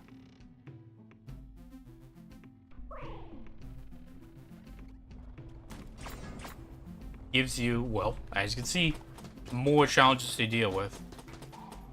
Like an additional. Usually it'd be just one challenge here, but here it's 2. And as you can see, you have to pay double the price to keep the modifiers. And like I said, there is literally nothing, not even a trophy. So if you do double challenge mode, you're doing it just for the pride of it. Okay, confirmed. So confirmed are just, like I showed this back during the caliber section, but confirmed are a rare enemy type that kind of like the red cave bulletkin, just randomly replaces enemy. Like in a spawn, and except after you kill like a bunch of them, like I think it's 5 or 10, you unlock the yellow chamber. But even after that, they can still spawn. And when it comes to, it's important to mention, with enemies like the red cave bulletkin or the confirmed, they never spawn in like additional enemy spawns. They will only replace one enemy in an initial room spawn. So like that, like how they spawn after that, they'll never appear like that. Yeah, so the confirmed just are that weird thing, and you unlock the yellow chamber by killing a bunch of them. Either 5 or 10.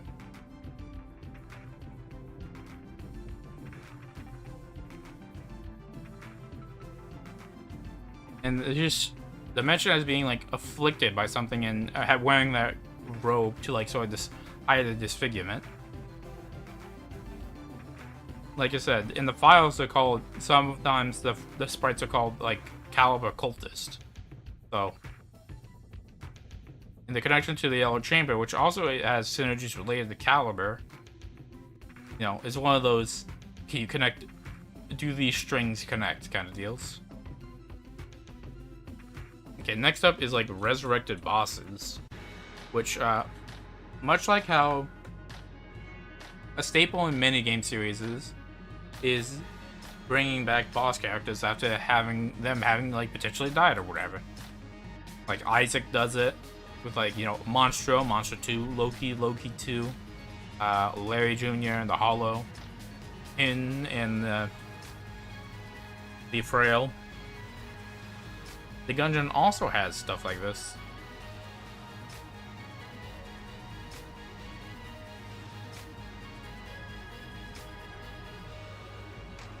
So, you have Balrog, which is the Beholdster hiding inside the empty skull of a cannon Balrog, which is described of, instead of compounding the deadliness, it seems to just average it out.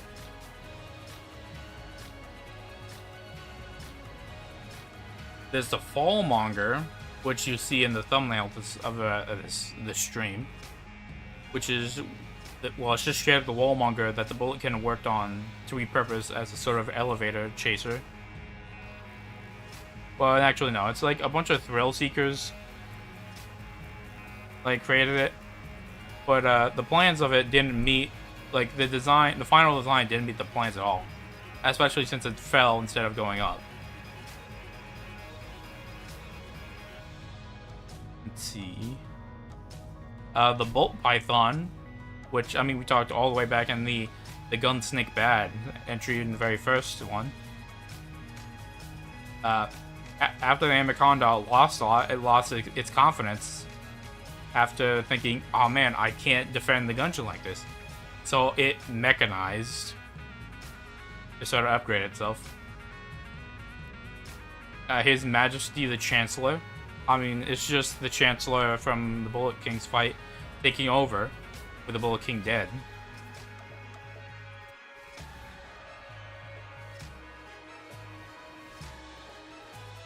I mean, technically, even in Gungeon, the Blockner's Ghost can be considered that. The Shadow Mage can be considered a weird, like, reverse version, because the Shadow Mage... Oh, no, they started existing. I mean, you can encounter it before doing the bullets past, so... But yeah, the Beholster hid behind the Cannon Barlog's skull because he was injured. From you, of course. Medusa Leah, which is the Medusi, the Gorgon, hiding inside the shell of Fusilier.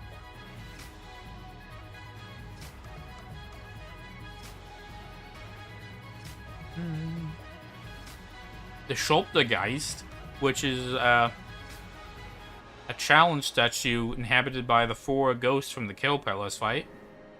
Which, it being inside the challenge statue, the challenge shrine, it sort of reinvigorated their hatred for the Gungeoneers, leading them to try and, attack you.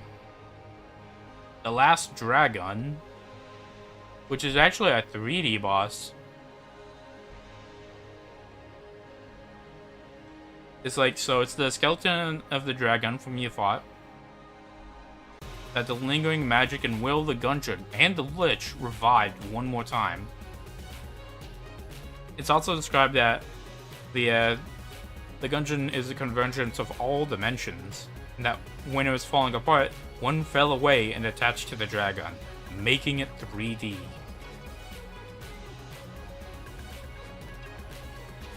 So, I mean, that's just fun. That's just funny. And this one is sort of like a kind of sort of reverse. So, like, I remember I said keep Vampire Mantis in your mind?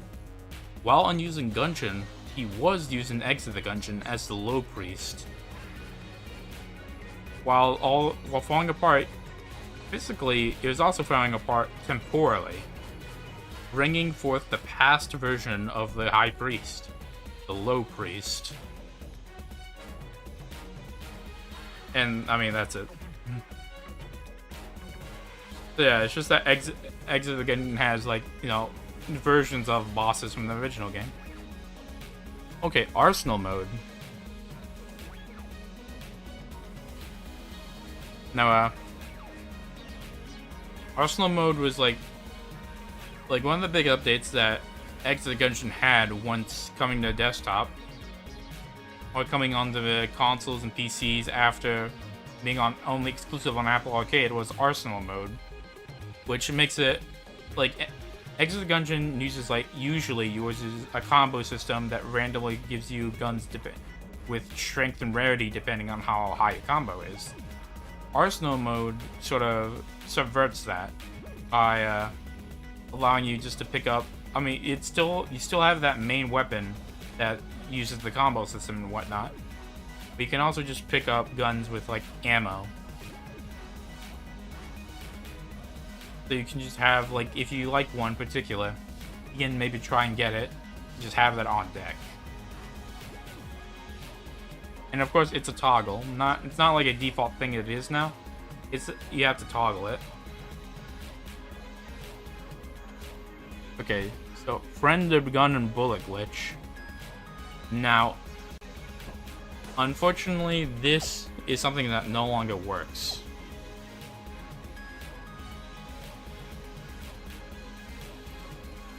I don't know when it was patched, but it must have been during, like, the Farewell to Arms. It must have been during the Farewell to Arms. So, what this thing revolves around is +1 bullets,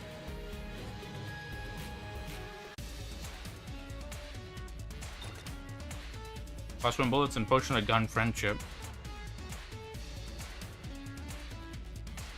Temporary +1 the gun. So friend of the gun and bullet. What it would do when you use it, the potion of gun friendship, in addition to its regular effects, it spawned this orbital version of your gun, your currently held gun. How it used to work is that if you dropped it, the copy would become permanent. Unfortunately, it just disappears now, and then, like, it's just patched out. Something like the black hole gun or like the Morning Star, you could have this constant high damage, like high DPS option, or just bullet clearing option, just revolving around you at all times, firing off. While it did weaker damage, something like the black hole gun, like its utility would be more than that. Pure damage. But YouTuber Never Named has a great video showcasing how it was back in its heyday.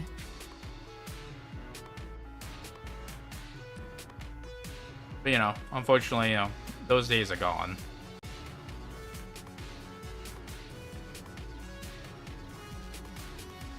Alright, okay, lore NPCs.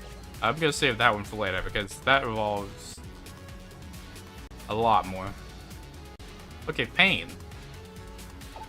So we saw her before. Our Lady Pane.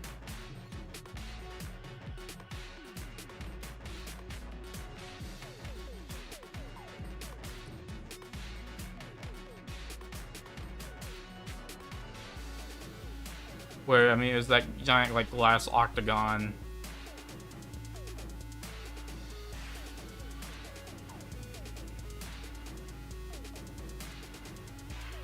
I'm just making sure I don't have a video or something.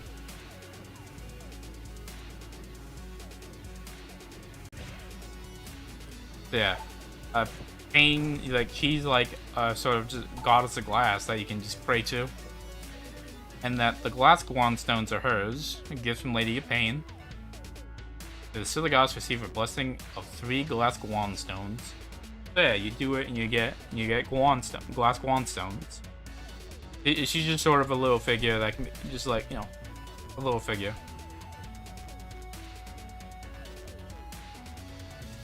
Which, I mean, I suppose this would be a good place to launch into the lore NPCs, considering it's related. So there are many NPCs you never meet.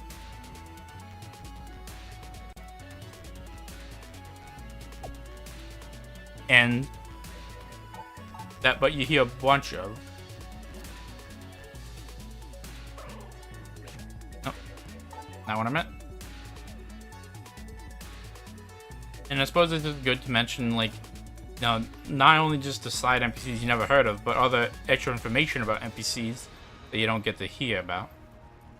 So once you meet Daisuke, he introduces himself as an acolyte of Isocohedrax, he of many sides. And you can find the shrine to Isocohedrax. Let's see.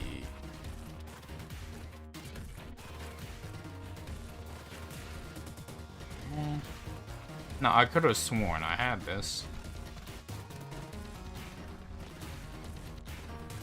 Black market. I guess not. Maybe I have a picture.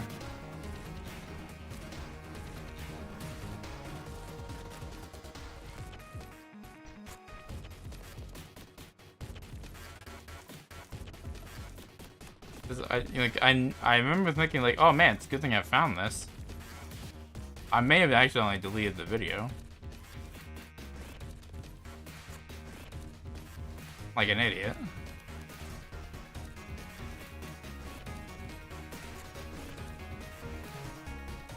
I guess I may have. Whoops. Either way, he's a shrine you can find in-game, giving you just like a random positive and negative effect, alongside another effect that we'll discuss later.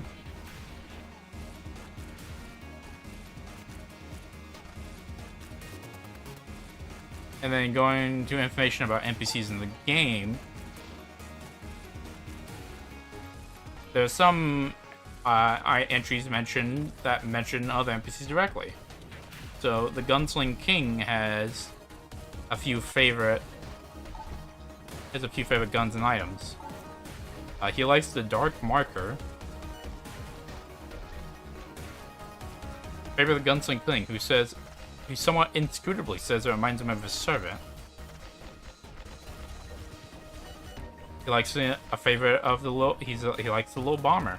He sends the man Cervantes to pick up the bombs. And then going to the different types of rounds. He likes explosive rounds. And they go into Professor Goopton, who is a professor and speaks alien language that you can't understand normally. Several Goop-related items are mention them. It's mentioned that Goopton invented some of them, such as the Potion of Gun Friendship, and also the Potion of Lead Skin. Now, Rifle in Winchester are also mentioned as well. You know, they were they escaped to the Gungeon sort of to, one, fix their regrets, two, they sort of had nowhere else to go. That's sort of what the promotional comic's all about. So Rifle, the guy here, enjoys more traditional weapons, like the Winchester rifle, which he holds.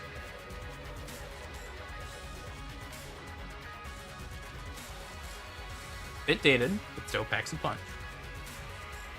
But he's not one to say no to explosive upgrades. Appreciates traditional weapons, but isn't opposed to combustible upgrades.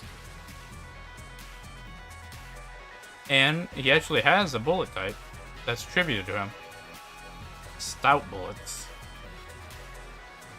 From Rifle's private collection, but lost to the labyrinth during his first attempt.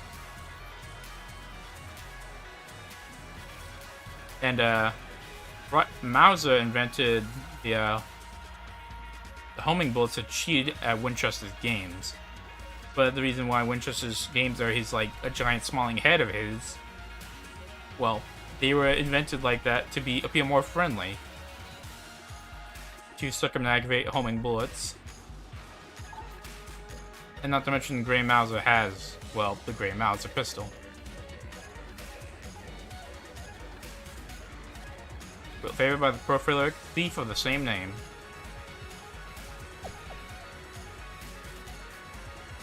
Now, the resourceful rat also has some items tied to him. Of course, there's the Elementale, cheese. A favorite resourceful rat, not because he favors one gun, because he's more of a hoarder than anything else, but he finds it tasty. But something he does like is irradiated lead. Poison. Ugh.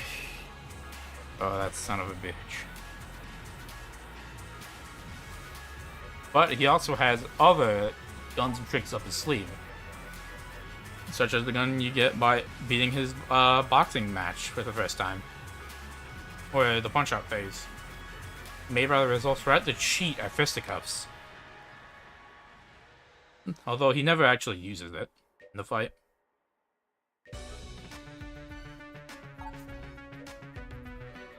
He also has a ring. The ring of results rat represents a tenuous kinship with a one-time foe. With this, if you drop an item, or just leave an item, the results rat will come and take it, but replace it with an item of equal quality. So you have like an S-tier gun that you hate, you can leave it there, he'll pick it up, and replace it with something else. There's also the rat boots. Gives temporary invulnerability and flight. The rat's thievery is legendary, and these boots helped him do it. Stolen off a hapless pointy-eared adventure. Now, remember how I mentioned how Mauser invented the homing bullets to try to cheat at Winchester's game? Well, Winchester also has items attributed to him. Winchester made the decoy. Well, at least the explosive one. Invented by Winchester, but eventually discarded in frustration after he spent hours trying to coax someone to playing his game, only to realize it was his own decoy. The magic sweet was also originally used, which is like the magic candy from the special candy for Pokemon. It was originally a reward from Winchester's games. This is also the same thing, the Ring of Chess Friendship, which it was given to Winchester due to a naming mix-up, because when Ring of Chess Friendship. So maybe if I make him a friend or whatever. But it makes chess more likely to spawn upon clearing a room. But with little use for treasures, the increased treasure it'd spawn up, he gave it away as a prize. I personally would have kept it, but you know, whatever.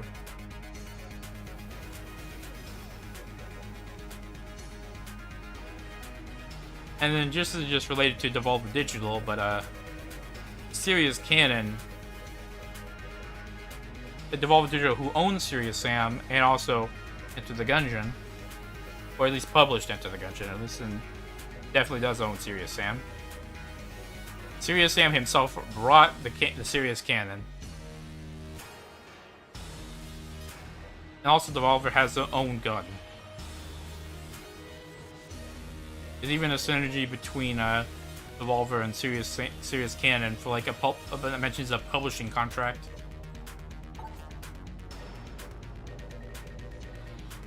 And also, when going back to the bullet types, you have Devolver rounds, which has like the Devolver D. Each bullet is recoupable. Each bullet is subject to a standard bullet gun contract.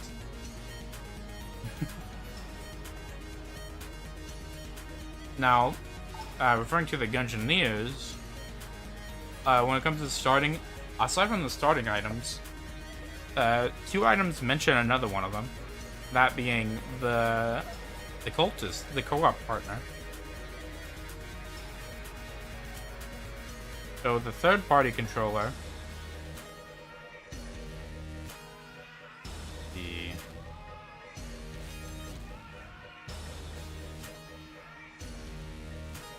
I know it's a small one, so I gotta watch. Third party. Purchased as a gift for a child of the Gungeon upon the first successful trip to the mines.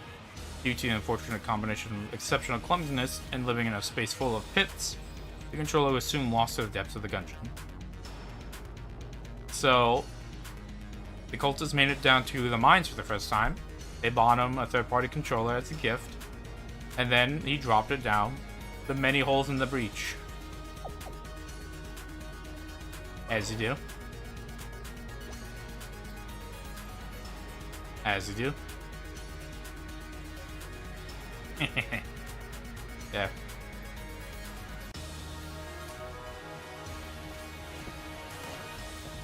But this is not the first time this happened. The reason why the cultist uses the dart gun is that he originally used the light gun. After a clumsy car, the Gungeon absolutely dropped this toy into a pit. He was forced to amuse himself with a dart gun. And before we get into the NPCs proper that appear in the Ammonomicon, there is a little story.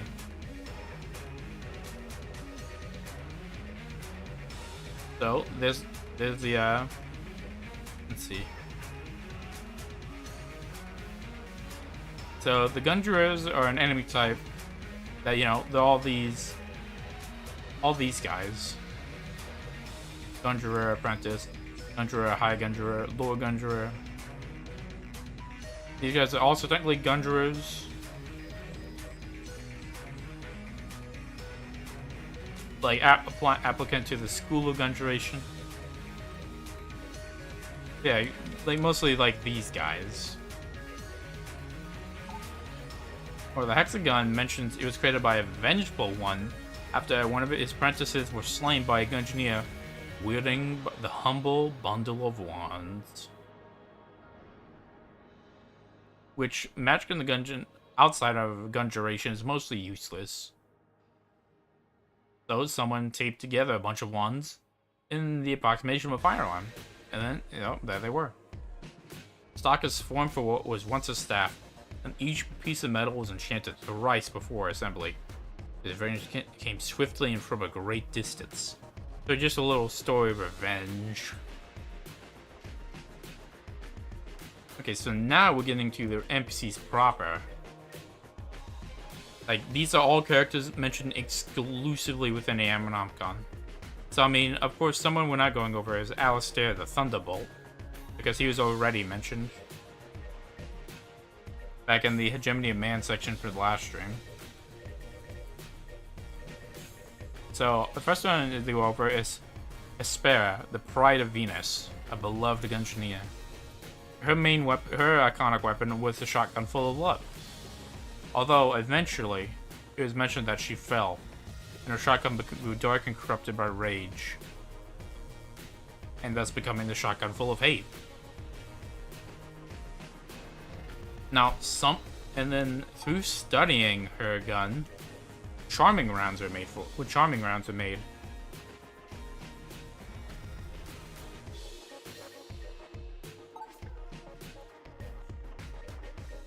And alongside the shotgun full of love, Hespera also used the charmed bow.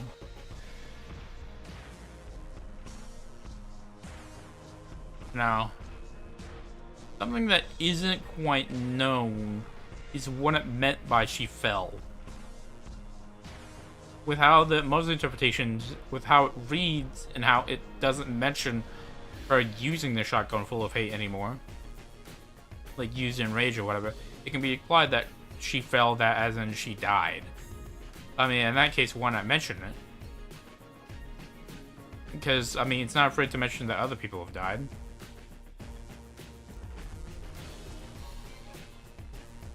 Because the other interpretation of someone falling is like how an angel falls. So like a sort of moral falling. So it's unclear which one it means, but given how we never meet Hespera in the game as a boss or whatever, or an enemy, it can be assumed that she just died. Which, a shame. So as next from that, we have Zilla Industries, a company that makes weapons on commission from Gungeoniers. Like Serious Sam, this is another thing where it's just a thing from another game. Just being from Shadow Warrior. The Zilla shotgun, and the Yari, and they made the Yari launcher. And so yeah, they sort of make things on commission. For famous people, for famous Gungeoniers.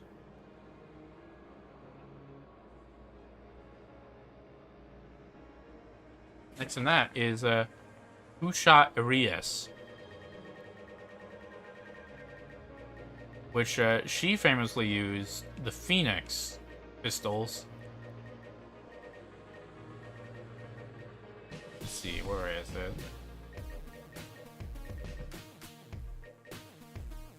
A 2-shot Arias on a final Gungeon attempt.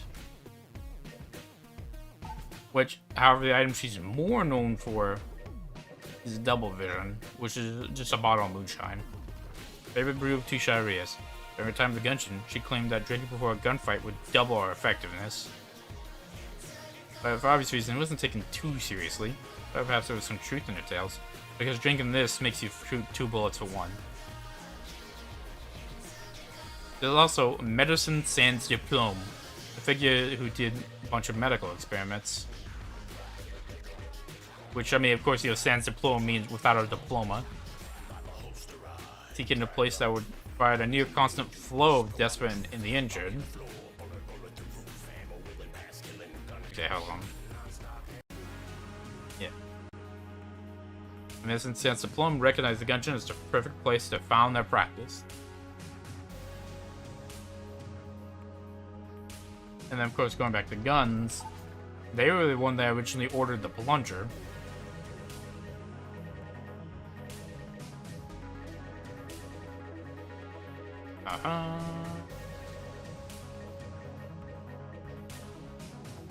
To perform a complete blood transfusion all at once, The one that proved dangerous. Someone else just filled it with a live poised Belon. Which, is this enemy? Oof.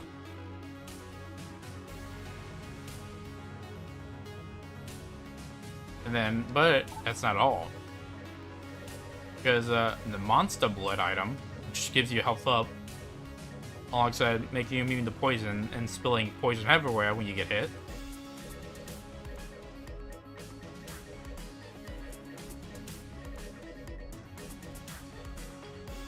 Where is it? Ow. There we go. There's just this, instead of anything specific, this was just a sample of being experimented on by Monster Sense and Plume. We don't even know where it's from. Next up is Woban, who is just a famous cartographer. So this refers to back to the unmappable of the Gungeon, unmappable nature of the Gungeon. It said in his youth, the great cartographer Woban once created 4 great maps, one for each floor of the Gungeon. While working on the 5th and final, the walls started to begin shift strangely, and they continue to do so to this day. So it could be that the shifting wall nature of the Gungeon was created so that no one could navigate it. Sort of maybe perhaps done by Caliber. Like going into theory section territory, maybe done by Caliber so that no one would find their way through. Like easily. Because like, I mean, the point is to keep the gun that can kill the past out of human hands.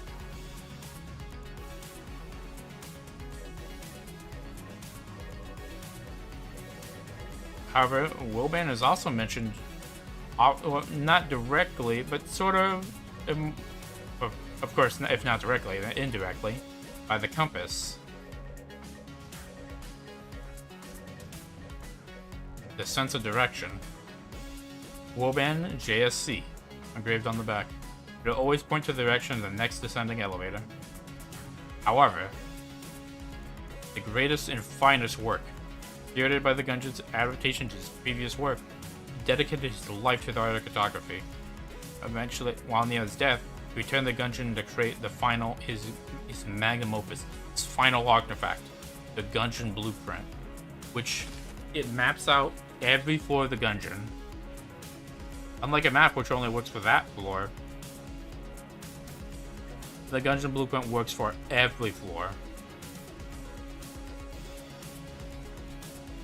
Next up is Emmett Calx, and this is where we're gonna start getting to some cut items that will relate to these NPCs, where they're not directly, like they still have stuff in the base game, but they also have extra stuff. Yeah, Emmett Calx made animal-related guns and was famous for hunting big game, so he's just a hunter. The Rattler is one of his last worst ideas, which is a Winchester shotgun with a highly venomous Rattler snake wrapped around it, which shoots a poison laser to every gun. It requires extreme dexterity to reload. So yeah, you can get the idea of what kind of guy Emmett Calx was. Next you have the Bait Launcher, which yes, it's a gun in the sense that it does fire something. But he invented this to just attract big game. Well, at least predators, at least. Yeah, so it mentions his famous big game expedition, so he's a famous hunter. Yeah, so it throws a stake, which attracts predators. And in the Gungeon, it attracts tigers. And this next one literally shouldn't even work. The Calx original fires homing sharks. This would never work under normal circumstances, but the Gungeon respects the pure audacity of its existence. So the Gungeon literally respects it and allows it to work due to how insane it is. And then this one is interesting, the Cat's Claw. This mentions firing homing darts.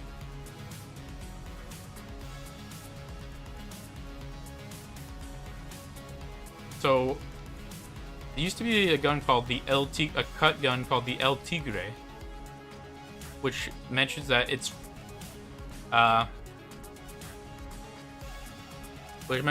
Helmut Calx is renowned for his hunting prowess and creative guncraft. El Tigre's fangs seek prey relentlessly, and with each bite more painful for the victim. So it seemed to have just been replaced wholesale by the Cat Claw, which doesn't even mention Helmut Calx. It's interesting. And then another one that's just a cut item wholesale is the Monster Ball, which I'd work like a Pokeball. You catch an enemy and use it again to release a charmed one. An ancient monster trainer tried to use these balls to domesticate inhabitants of the Gungeon. But yeah, Helmut Calx, so Helmut Calx didn't invent this. His monster tamers that existed before him. According to local legend, Helmut Calx threw one at the Beholster. It didn't work. However, it did force the beast to blink, which allowed him to escape. Yeah, Helmut Calx is, he's an eccentric guy. Probably dead. Then there's Albin Smallbore, a wizard who made all sorts of magical inventions, like the Flame Hand. He threw all of the variety of guns he found in the Gungeon and created the spell. So he made the Flame Hand. And another thing to mention is that it mentions 2d6 plus int mod. That's its actual damage calculation. It rolls 2d6, and then each Gungeoneer has an int mod. The bullet has an int mod of 1, implying that he's stupider than everybody else. Everybody else has a 2, except the robot, who has a 3. Implying the robot's smarter than everybody else. Of course, there's the difference of 1 damage, but it's interesting. But Albin would do more than just make spells. He would enchant random objects. Make them more gun-like. Like this pillow, which once decorated his guest chambers. Perfect example of his unique strain of madness. Yeah, he's maybe not all there, but he's interesting. He also is responsible for a speed-up item in the game that makes you run faster. I can find him. The ballistic boots. You try to make these pair of boots that fired bullets. He accidentally created these. Each step feels like being shot out of a cannon. So of course there is a pair that does. The gun boots. Which that one's more from being down. That's more just being down well. Like the game down well. And then another cut item is the Scroll of Wonder, which we have no clue what it does, or what it would have done. But it does have a description. A transformative spell of power.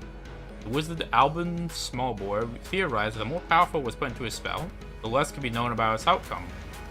This spell is immensely powerful. And then perhaps like one of the more important figures, Edwin, legendary gunsmith hired by the gunslinger to come make guns. And he brought his daughters, the blacksmith from the forge, and Cadence, who had Ox as company.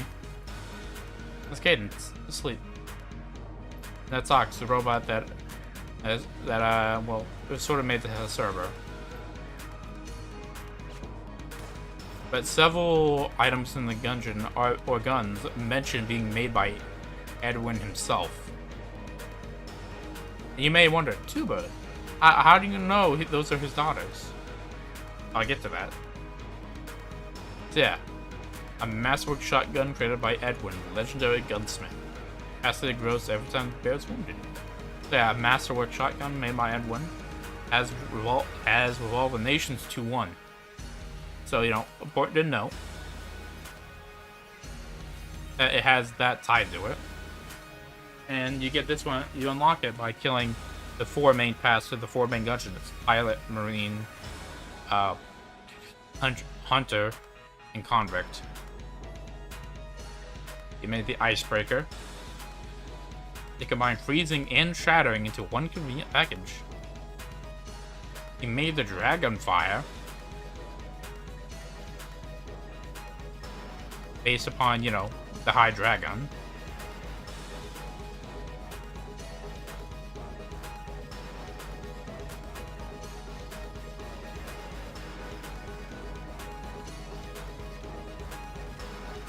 No, there you are.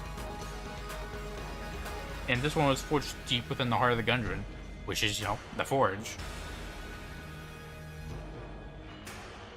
However, he made items too, such as the easy reload bullets. Extremely easy to handle, that it can be reloaded during a standard dodge roll. But they were made by Edwin in his old age, because he grew tired of squinting to see which way the bullet was up.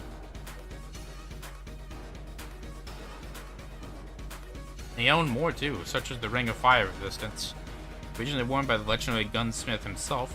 Later in his life, Edwin no longer needed it, but provided indispensable use during his early years in the forge. It was eventually passed on to his eldest daughter. And hey, who's the person working in the forge now? The blacksmith. And then, okay, this one is, before we go into his daughter, like the connection, like this one is a bit of a theory. Let's see, where's the thunderclap? Because the thunderclap was mentioned as being one of the first energy weapons and being made by a gunsmith. When lightning struck the old gunsmith's gun rack, he decided to sand it down into a gun. It's crude, but as far as energy weapons go, it's effective. So so we don't know. I don't know if it is Edwin himself, but like he's like one of the only gunsmiths I know that live in the Gungeon. So I mean that one's just a theory. I mean, the blacksmith herself even has her own guns, such as making the unfinished gun, which, as a note, when you unlock the finished gun, it doesn't disappear. Oh, wow. Gone. Either way, the unfinished gun doesn't disappear entirely, but, because if you use the shortcuts, the resourceful rat can still give you it.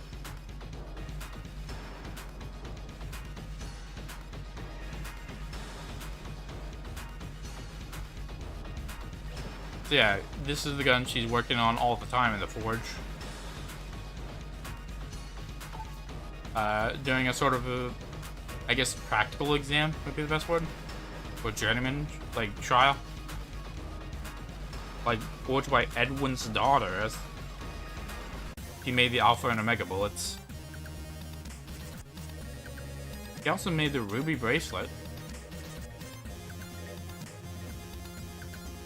which we'll go over this later. But, you know, the blacksmith wasn't the only one inventing stuff, because Cadence was also responsible for some developments herself.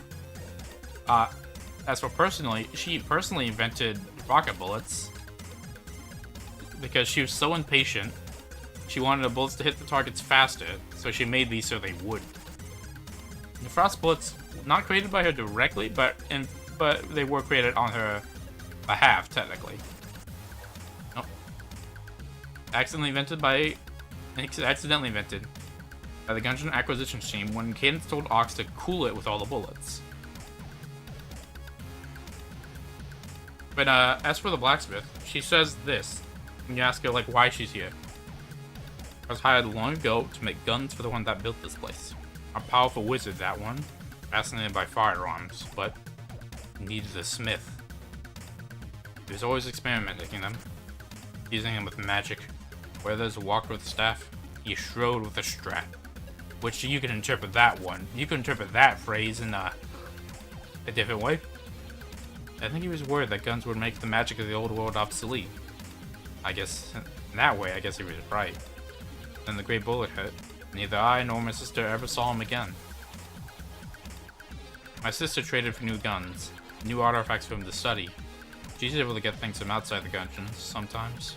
And I had this forge, so I got to work. So yeah. It's never outright stated directly, but I mean, there's enough context clues to pick it up. But aside from Edwin, there's another important figure. Gungeon, a necromancer who made guns from the dead. Sorry. There's the Shelagun, the pinnacle of Nuken's investigations to necromantic guns, forged from a dying Shellington. And it also has a Revolve Nations text. There's the Vertebrae K-47.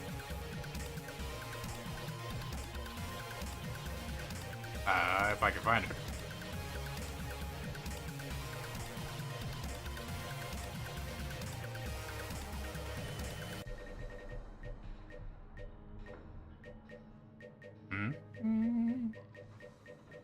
On Vertebrae. There they are. Abomination. This strike weapon was assembled from a fallen adventurer's spinal column in an AK-47 frame. But what this also mentions is how he was exiled from his homeland, heartbroken. In his pain, he turned to the Gungeon, as the Gungeon does attract the desperate. And then there's the Skull Splitter, which, this one is interesting. So okay, so yeah, I'm in the Forge. I'm in the Gungeon. Even in death, bullets fly. This gun was created by Gungeon the Cursed, from the skeleton of a Gunymede that had become a specter. Now, this is interesting. This, notice how it says specter, is capitalized. But there's no enemy called it, because the specter is an unused enemy.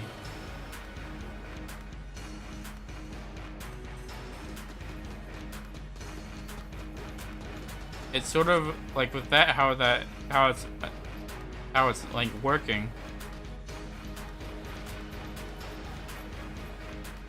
It could be potentially all the alternate version or old version of the hollow point, because it does that slowly advance while firing a stream of bullets. But this is a new attack.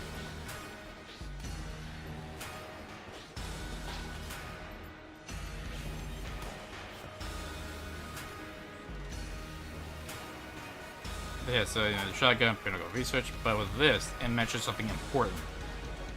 Gungeon's body still remains somewhere deep in the hollow, and it is from his bones that all curse arises. That's gonna be, so before we get into curse itself, the Glocktopus. We gotta talk about the Glocktopus, because of course we did. There's something lighthearted. It's a boss from Exit the Gungeon.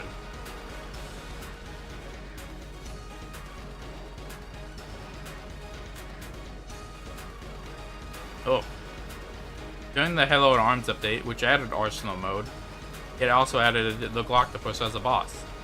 Which, is described as appearing because due to everyone, it's mentioned as to not being an existing creature, but willed into existence due to everyone talking about how it should exist. Which, if the Gungeon can turn, shooting fish into a barrel, or the letter R into guns, willing in a pun into existence, it's exactly its forte. Like glass cannon.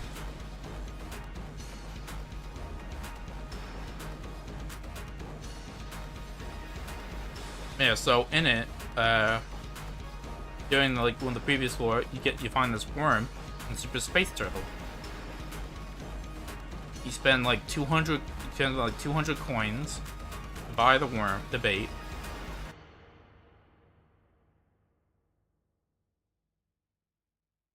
And then once you beat the last dragon, you're on a boss fight. And the jet ski being driven by the Space Turtle himself, fighting the Glocktopus. And that is phase 1. After that, you fight the Glocktopus again in a more normal sense. And, well, it gets a bit insane. So, that's the thing. And I've changed that so I could easily resize it if I need to. But yeah, the Glocktopus is just an interesting little thing like that. But, you know, okay, it's now back to something more serious, and sort of the next lore dump, well, kind of, sort of, is the curse, the origin of curse.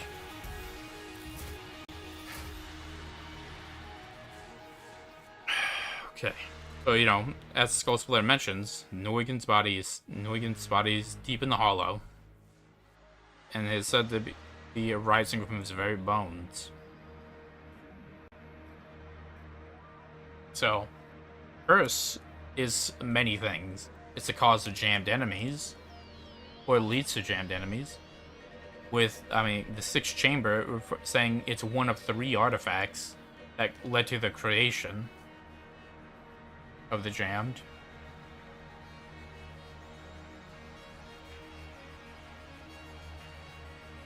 And Ammomancy, directed by Gungerers, that makes things jammed. It's forbidden. Like, the horrific jammed. Implying that even the, like, Order of the True Gun finds them just horrifying. Well, actually, no, this is effective for the Amicon, never mind. By the way, it's still forbidden.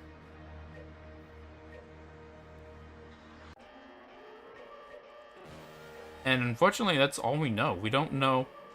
If I were to theorize, potentially, like, Neugen's bones is, like, another artifact. But as for what the third one would be, I don't know. I mean, like, you know, I'm sorry, I'm sorry I can't tell you directly, but I mean, that's all I got, man. That's all it's given me. I can only put it together.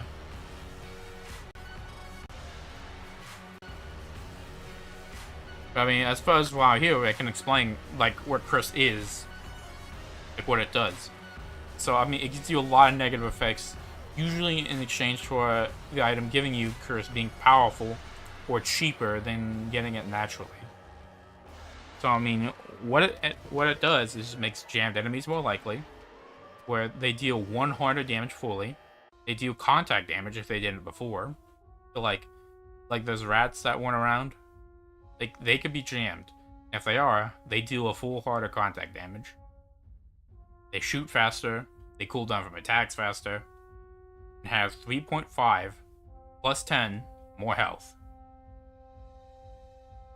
Their max is max health of 175 times the floor modifier, because enemies are allowed more health as you go further down. When a boss is jammed, which at 10 curse and beyond is like a 50% chance.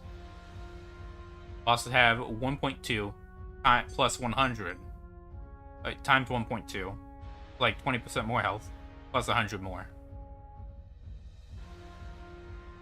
It affects enemy spawns, so where you find a regular bulletkin, you could make it makes it more likely to find veteran bulletkin, or you find shotgunkin, more likely to find veteran shotgunkin. So, as I mentioned back in the, like, the drop rate thing, like, when we're talking about coolness, like, curse also affects it.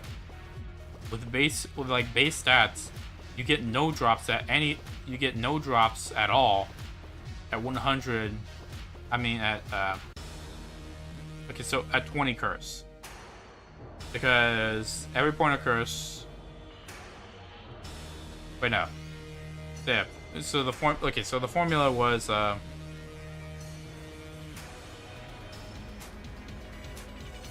it's 1 plus coolness minus curse, max of 80%.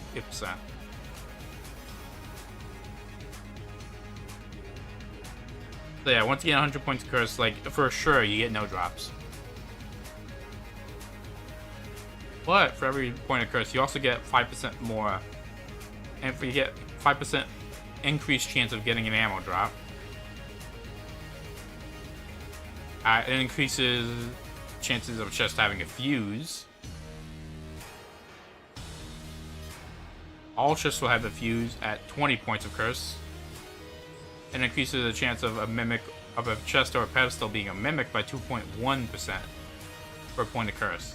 Meaning it's all mimics at 47. So by taking on lots of curse, I mean it just becomes harder. And of course that turn curse to get the Lord the Jamp after you. And then next up is the Sling versus Casey. Which, I mean, this is just, people saying that a Sling gun is better than Casey the Bat. This is another thing made by the person who made this thing originally. You know, there's Casey. And the Sling just throws a rock. However, what the Sling does is it deals increased damage to bosses. Because, you know, it's supposed to be like David versus Goliath. It gives more damage to powerful foes. So, I mean, that's just referring to that. Of, like, which one's better to have a boss. It's like sort of defense versus offense. With like, the Sling, you're dealing much more damage. Plus, you can stand farther away. But with Casey, you have that defensive capability on you. You know, it's more of a trade-off depending on, like, what you value more. Okay, so... the High Dragunfire. This one was my white whale for a while.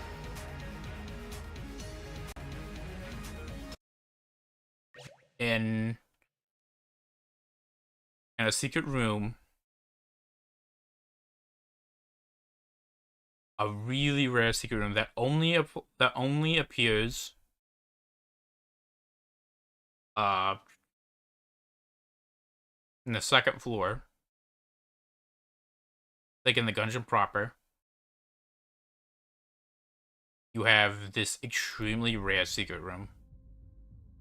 So I was farming this for like hours. So you see that giant room out here? You just have to go inside the second floor and just hope you get into this giant room. Let me find these guys. Just sort of praising a thing. Fellow Acolyte. Uncle fashions changed since our forefathers were sealed into this holy chamber. Be at peace, for inside the chest, a fabled gun that can kill the past. Oh, straight thyself. Yeah, it does that, and it's even, but it's also got a key, so you know. Do you open this? The High Dragunfire. An extremely. This is the only place where you can unlock it. Yeah, after you find it once, you unlock it, and it can appear on S tier chest. And yeah, it's not the gun that can kill the past.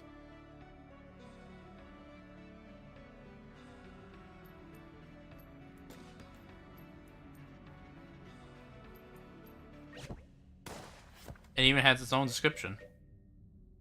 But long to be nothing but a legend, the gun's recent discovery proves that undrive truth, it was always within the halls of the Gungeon, just weren't looking hard enough. But it doesn't have an entry in the Ammonocon proper, it's literally only viewable there. Like, if you're holding it.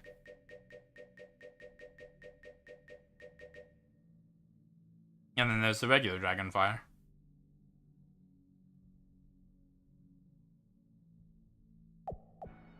Like, when I say this room is rare, I mean it. It's hyper rare. And you can find it again. Which, don't ask me how long it took me to find it again.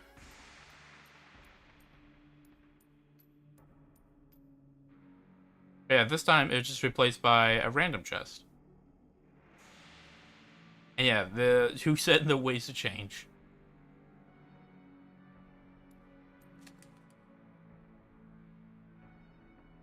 But it won't spawn you another one, but it'll just be a chest like of that rarity.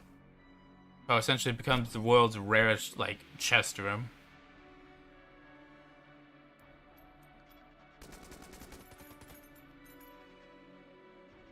So you know, that's like it's like I said, I think about it because I spent hours farming Just like spawning and floats you over and over again.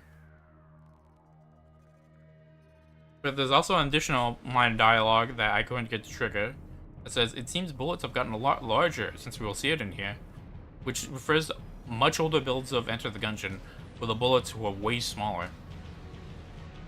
When it was originally introduced, it was just supposed to be a better Dragunfire, but eventually the Dragunfire was given a damage buff, so the high Dragunfire which became just a worse version. Now, the interesting thing about that room, all those cultists like sitting around, prostrating around like a chest that they think contains the gun that can kill the past, it could potentially be a reference to like the very first trailer of the game.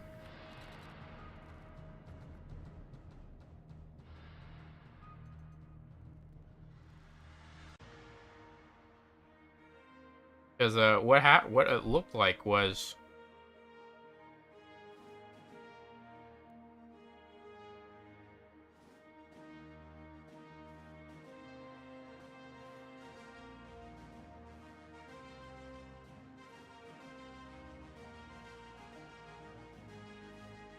originally it looked like this. Wait, hold on. Because I'll admit, I didn't have the picture of this. I am just getting it now.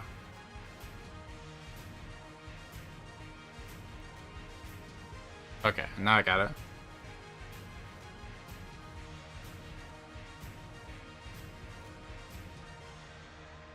Okay.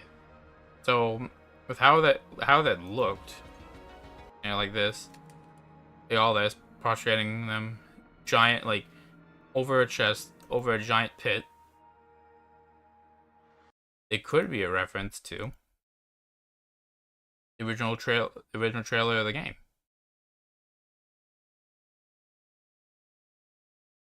Oh, wow, we went through all the music. Whereas, like, them prostrating with the high priest there. I mean, the dragon appears eventually after this. But yeah, over the chest, like, with the gun that can kill the past. This one being the actual real one. But, I mean, the priest appearing here, it could also be why he's the boss of it in the House of the Undead of the Forge. Because that's where he appeared before.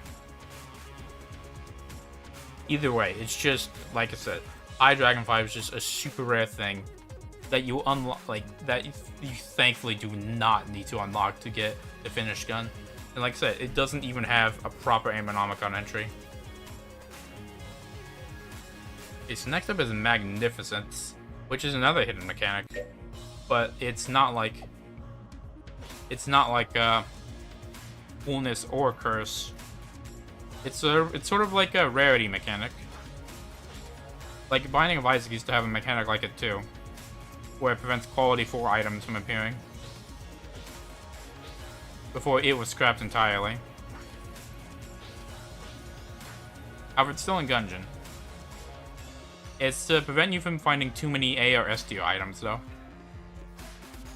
It's increased by picking up an A or S tier item, and when you get a point of Magnificence by picking it up, it can't be removed by any means. Now, if a floor generates a red or black chest during the floor's creation, like what would be in the chest rooms here, it adds chest Magnificence, which is only removed by opening the chest. And chest spawned just by the floor. If you just you clear a room and it spawns like a red chest as a reward, that doesn't count. Now, whenever a reward, such as an item room chest, like a room drop chest, a boss item, or a shop item, is generated at an S or S tier quality, it has a chance to downgrade its quality. And well, it's a interesting formula.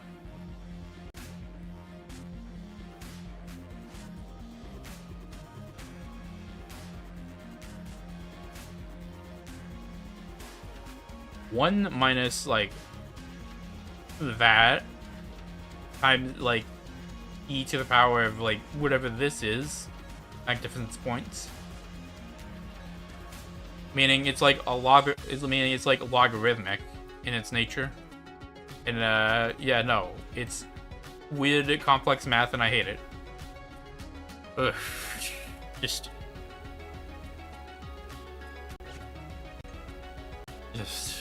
ugh, just why?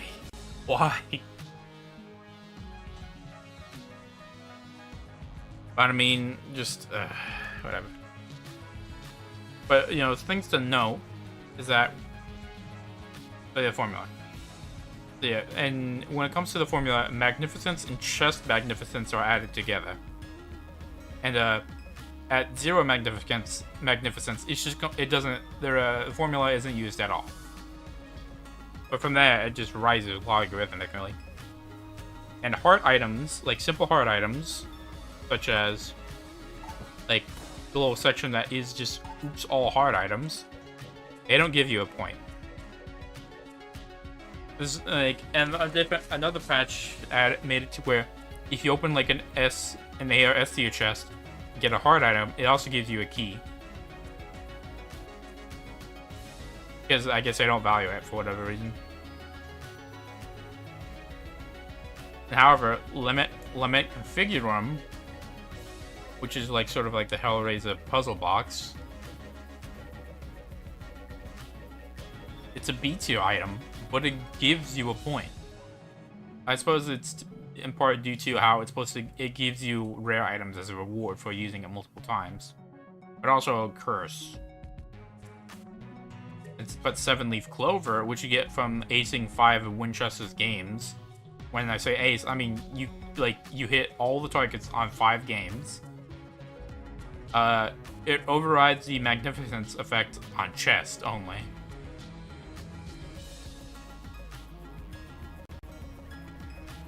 So, next up is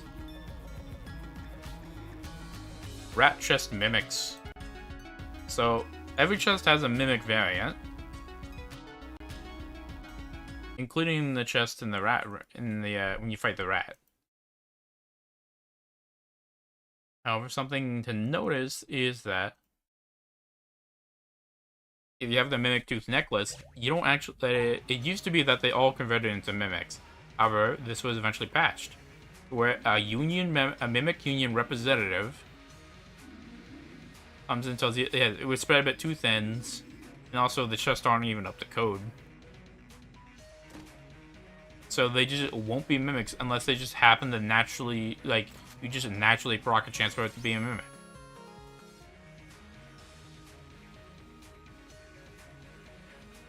That being said, like I said, you can naturally proc a chance for it to be a mimic.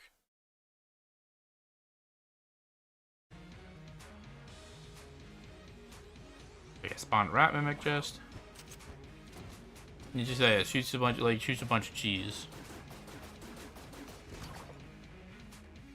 And yeah, something to note is that like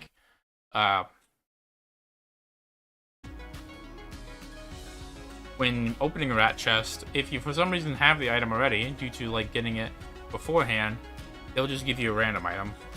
If it was gonna give you that specific rat chest item.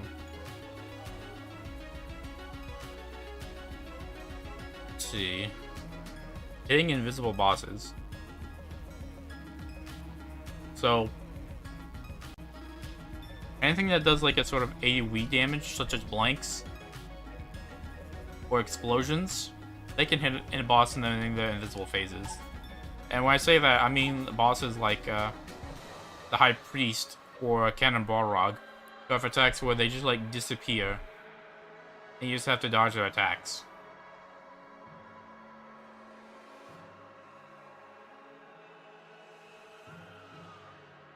Oh, and I suppose something else to mention about the rat chest mimics is that the union representative also mentions as who built these things. Everyone knows Gungeon chests use metric.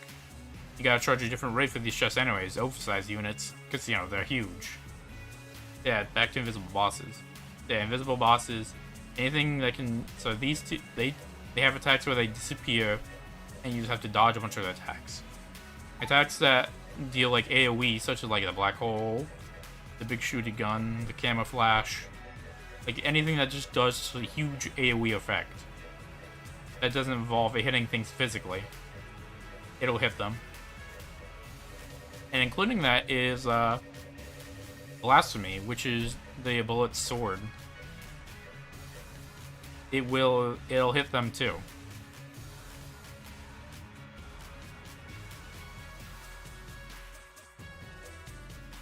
But to that end, if something can set them on fire or poison them, it can also hit them. So like if you have blanks that can do that, you can get, you can still get a nice bit of damage. And then, so that's that. And Blobulonian Wars, let's end with that. So, okay, so skipping that, we just have the bottom bit. 6th Master Round. So, I mean, much like how there was like 5 other Master Rounds, there's a 6th.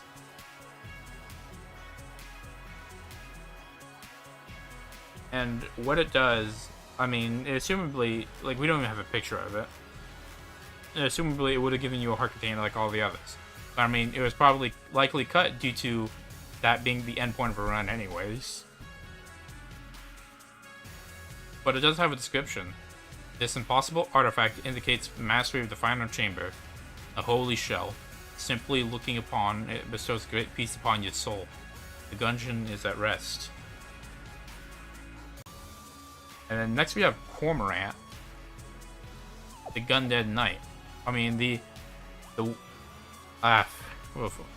well, okay. Either way, it's a transformation.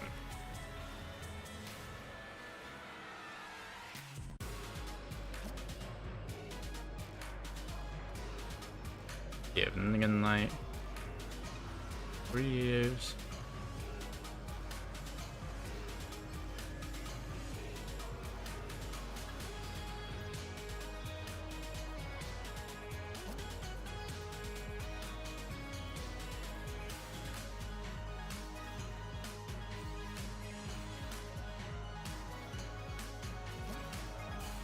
And then when you do that, you turn the Cormorant.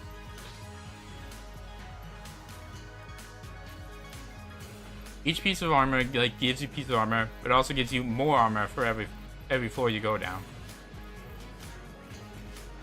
And it changes your sprite set completely, kind of like how the rat does. But each piece tells the story of Cormorant, the aimless knight, and his, fall. But first things first, when you have all of them, it removes reloads. But also gives you a good amount of curse.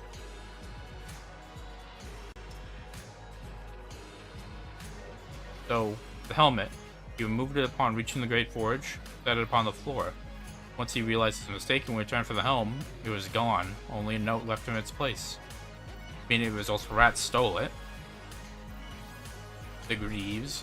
Nameless Knight approached the Gungeon as a challenge more out of curiosity than regret. Despite his skill, this rendered his failure inevitable.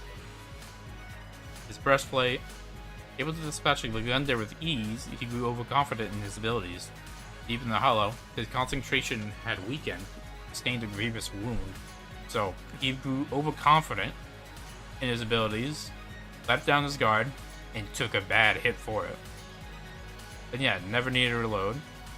His position skill was not enough to best the beast that lies at the base of the Gungeon, implying that he died to the dragon. Almost likely due to the grievous wound he took from in the hollow.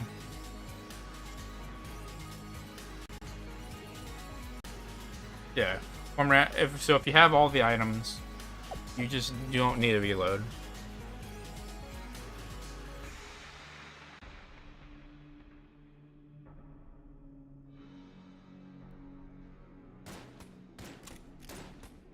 It just instantly reloads.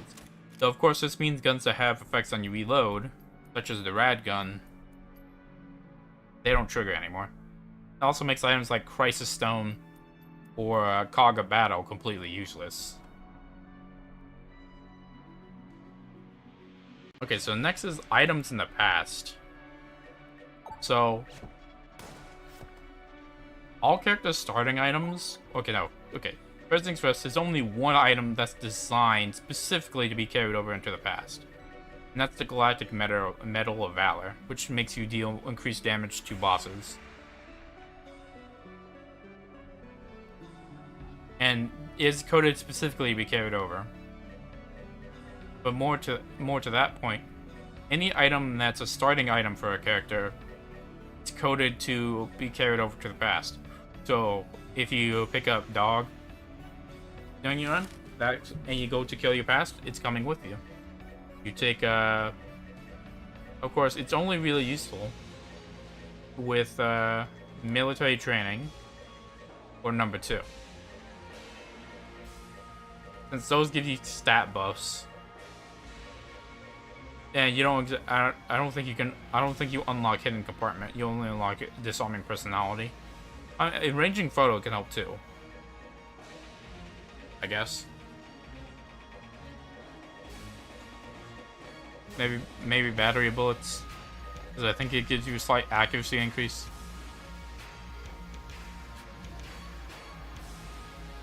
However, if you have a blood shrine and you get a blessing from that, you can also...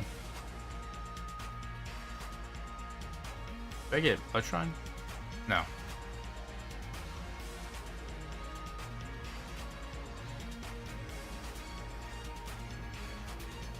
But yeah, if there's a blood shrine that allows you to like steal health from enemies. If you get that sort of blessing, that also carries over with you to the past too. So if you get like, you know, the boss, and the boss procs with it, you can stand next to them and, you know, deal constant damage to them as well.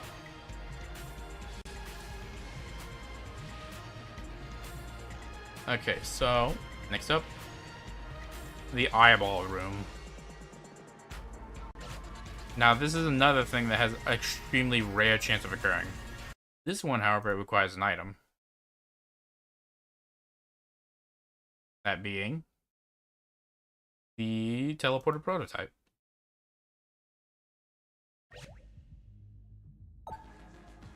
You use it, you have a tiny chance of appearing in here.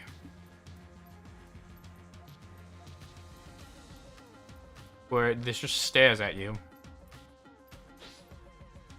And eventually it'll teleport you to the beginning of the floor. And if you haven't unlocked it already, that immediately unlocks the yellow chamber for you.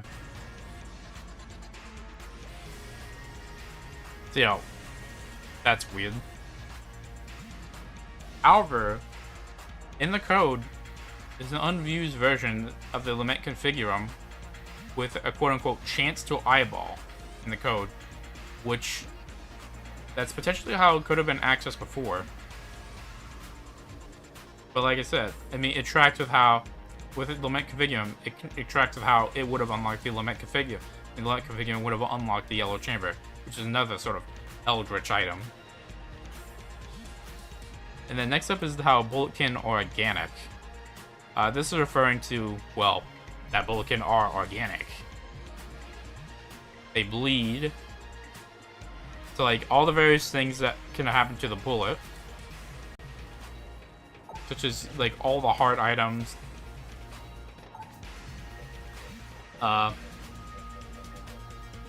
Bulletkin are able to bleed, be mutated, get disease due to the Gundramata strain, be poisoned,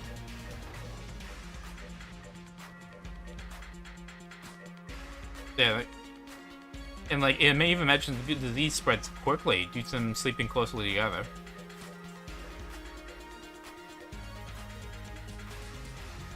Like they have blood that you can make them bleed. So that means they have like a circulatory system, an immune system, or lack thereof.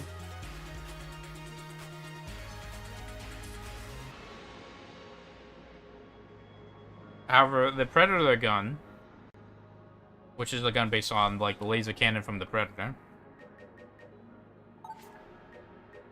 if I can find it.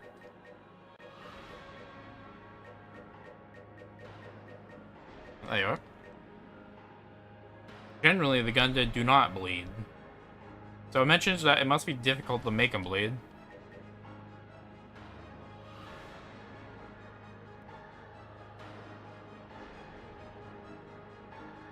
But I mean,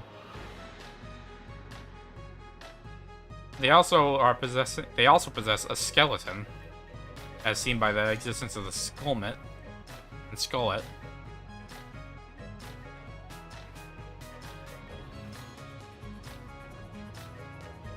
But, you know, it's a bit weird due to how they have, like, a complete skeleton that appears to have a slug, but also have the Spent and the Gummy, which are also dead versions, but... So it's a bit interesting in that sense. And with the bullet you can play as, you can, like, eat oranges and fruit and whatnot, meaning they also have a digestive system. Alright, so ending off, we have the Blobulonian Wars, which there's nothing that mentions it specifically. I'm taking it as it means the general, like, Blobulonian Empire. So, much like how the Agenimated Man is its own massive empire, the Blobulonian Empire was also one.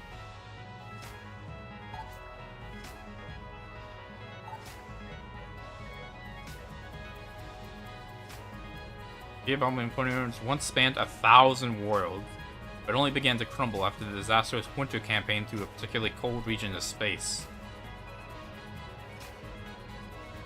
And even for this campaign, they have the Blizbulon. They were known for the vast, brutal army. Blobulord, a 4-star general of in the army of the Blobulonians, and in their army, they're ranked according to the number of stars they've absorbed, meaning he's absorbed 4 of them. And he carries centuries of experience in cruelty and subjugation, meaning, like, Blobulonians are long-lived as well. And just going into, like, the general troops. Assault Trooper, the Blobulon is an Assault Trooper in the 3rd Division. And their strategy is overwhelming with numbers. And Blobulons crave battle above all things. In the Gungeon, they can relive the glorious, cruel legacy. And then Bloodbulons are sort of elite knights, where instead of just goop and slime, they're heavy with blood.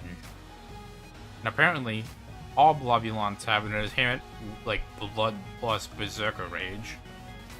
And Blobulons just sort of gave into it. And when you defeat a Blobulon, it turns into 2 Blobulords, which attack using pincers. You split them again, Blobulins, which they're just cannon fodder, and are the lowest ranks in the Blobulonian army.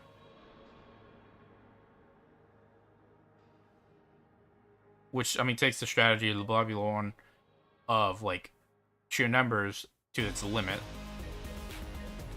Poisbulons, they show several things. A terrifying advancement in Blobulonian warfare, meaning they're not afraid of experimenting on their own people.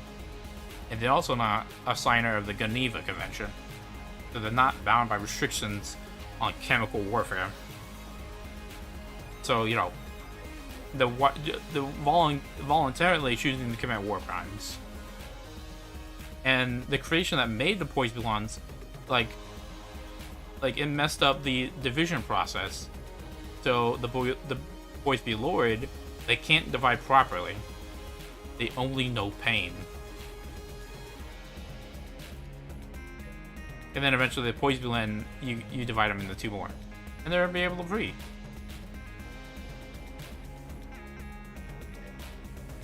Leadbulons, they're heavy infantry. They can't divide due to their heavy mass, but they grow much hotter as they grow close to death.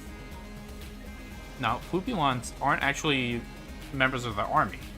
They're unique to the Gungeon due to spending decades bullet hell and being corrupted by it. So, like, this alongside how mentioning how the Blobby Lord mentions how long they've been in there. Like, this specifically, like, decades in bullet hell. Like, this implies how long it's been.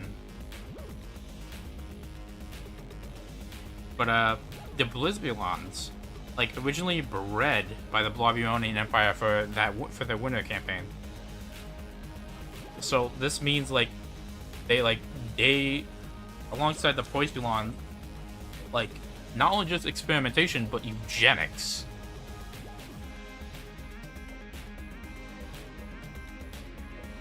And then you have Cubulons, which are ascendant Blobulonians who have achieved flight. They store ammo in their body, slam it to the ground, and expel it.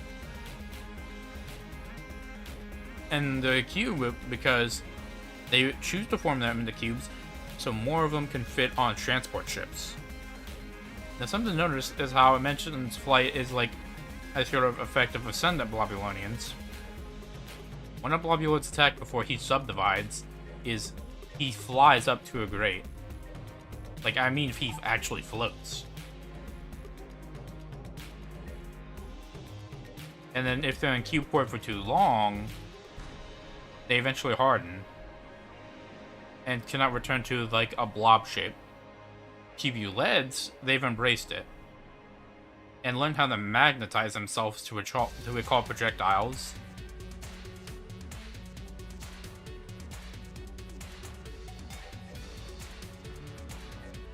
And then Chancebulons are berserkers, known for erratic, violent attack patterns. And, like, yeah, they can use any attack from any blob enemy in the game. There's even a chance they can, like, I guess, roll a 20 and then use, like, a bunch of them at once. And also a chance they could, like, roll 1 and just die. And House of the Gundead actually brings in 3 more, like, members of their army.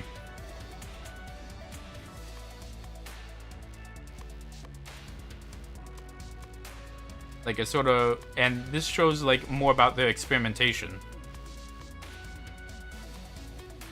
Like, a bullet, like there's no ammo on entry, so we don't know what they're called.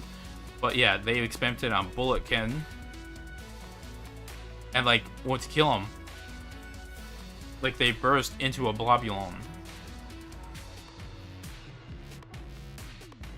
And that's not even all, too. It happened to the shotgun. They put them in the shotgunkin, too.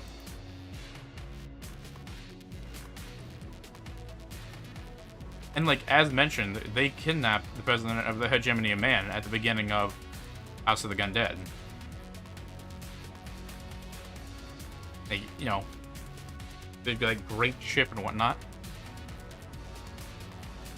But in the final floor of House of the Gundead, it's a Blobulonian lair. They hid their ship under the Gungeon this entire time. And of course returned to it, which I don't know how, after kidnapping the president of the Hegemony of Man. And within there, you can, like, find these vats with, like this, like, blob stuff in there. Hard to see, but definitely there.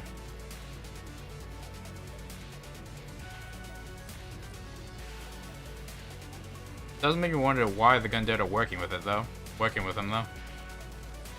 Since it would seem like they should be at odds.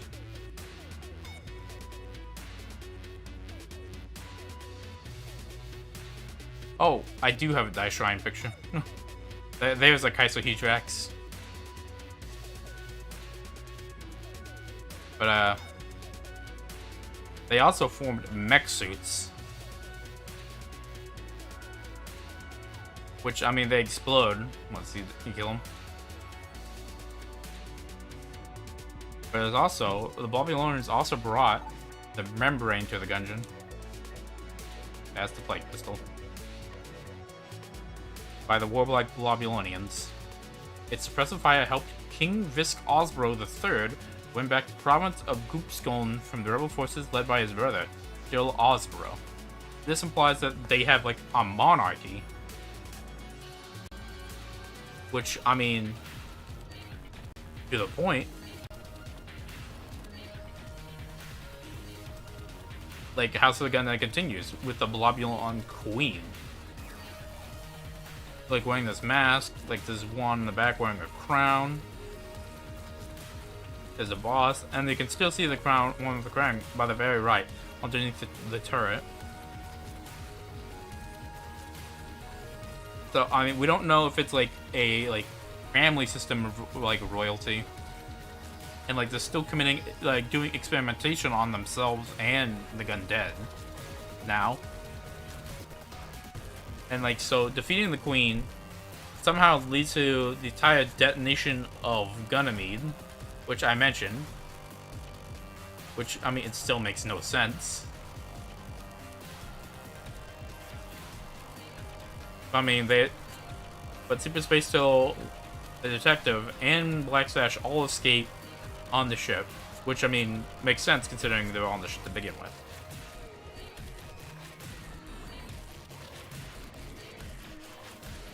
Now, there's also more. The shopkeep, like Velo, like the main shopkeep guy, he mentions they're not native to the Gungeon. And Goopton, because there is a way to translate what he says, but he says he's a student of the technology. Has come to the Gungeon to study how the tactics would have evolved. Yep. And alongside just, like, you know, the membrane implying how there's, like, rebellion forces and, like, infighting. Secret rooms also potentially have notes from Blobulonians. There's a series of, let's see, 4 notes. Lord Blobulus. The recruits you requested should arrive within the fortnight. Hope the training is up to your rigorous standards. To victory. 5th Regiment Quartermaster Blorp.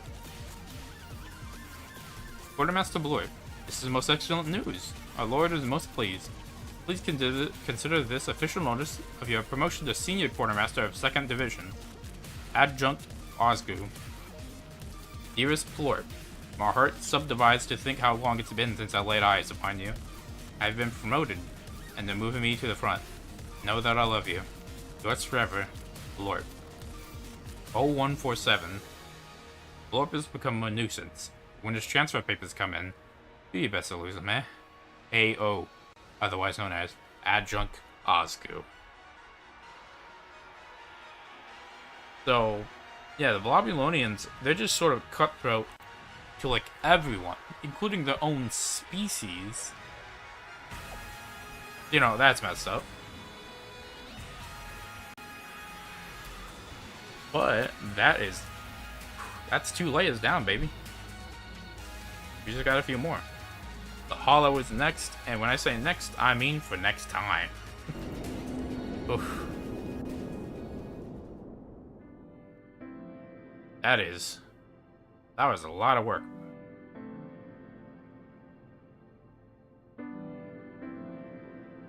And hey, you know what? There's nothing. I forgot the cover or undercover this time. Oof.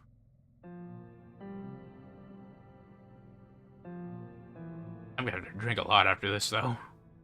I feel like my throat's starting to go. You know, I appreciate y'all for coming around, sticking by.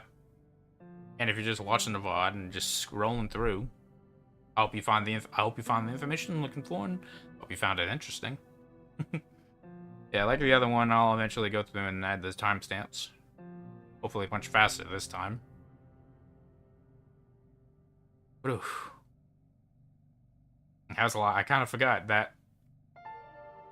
Honestly, if I knew that the lore NPCs plus Origin of the Curse plus Blobulons were back to back to back, if I remember that they were in this layer, maybe I wouldn't have done it. But, you know, I think it's good. Oh, I did. We'll go into the deep knowledge next time. It's hard for me to judge what is or isn't, like, known or unknown. Because, I mean, there's so much that I know like the back of my hand, because I had to study all of this to know it.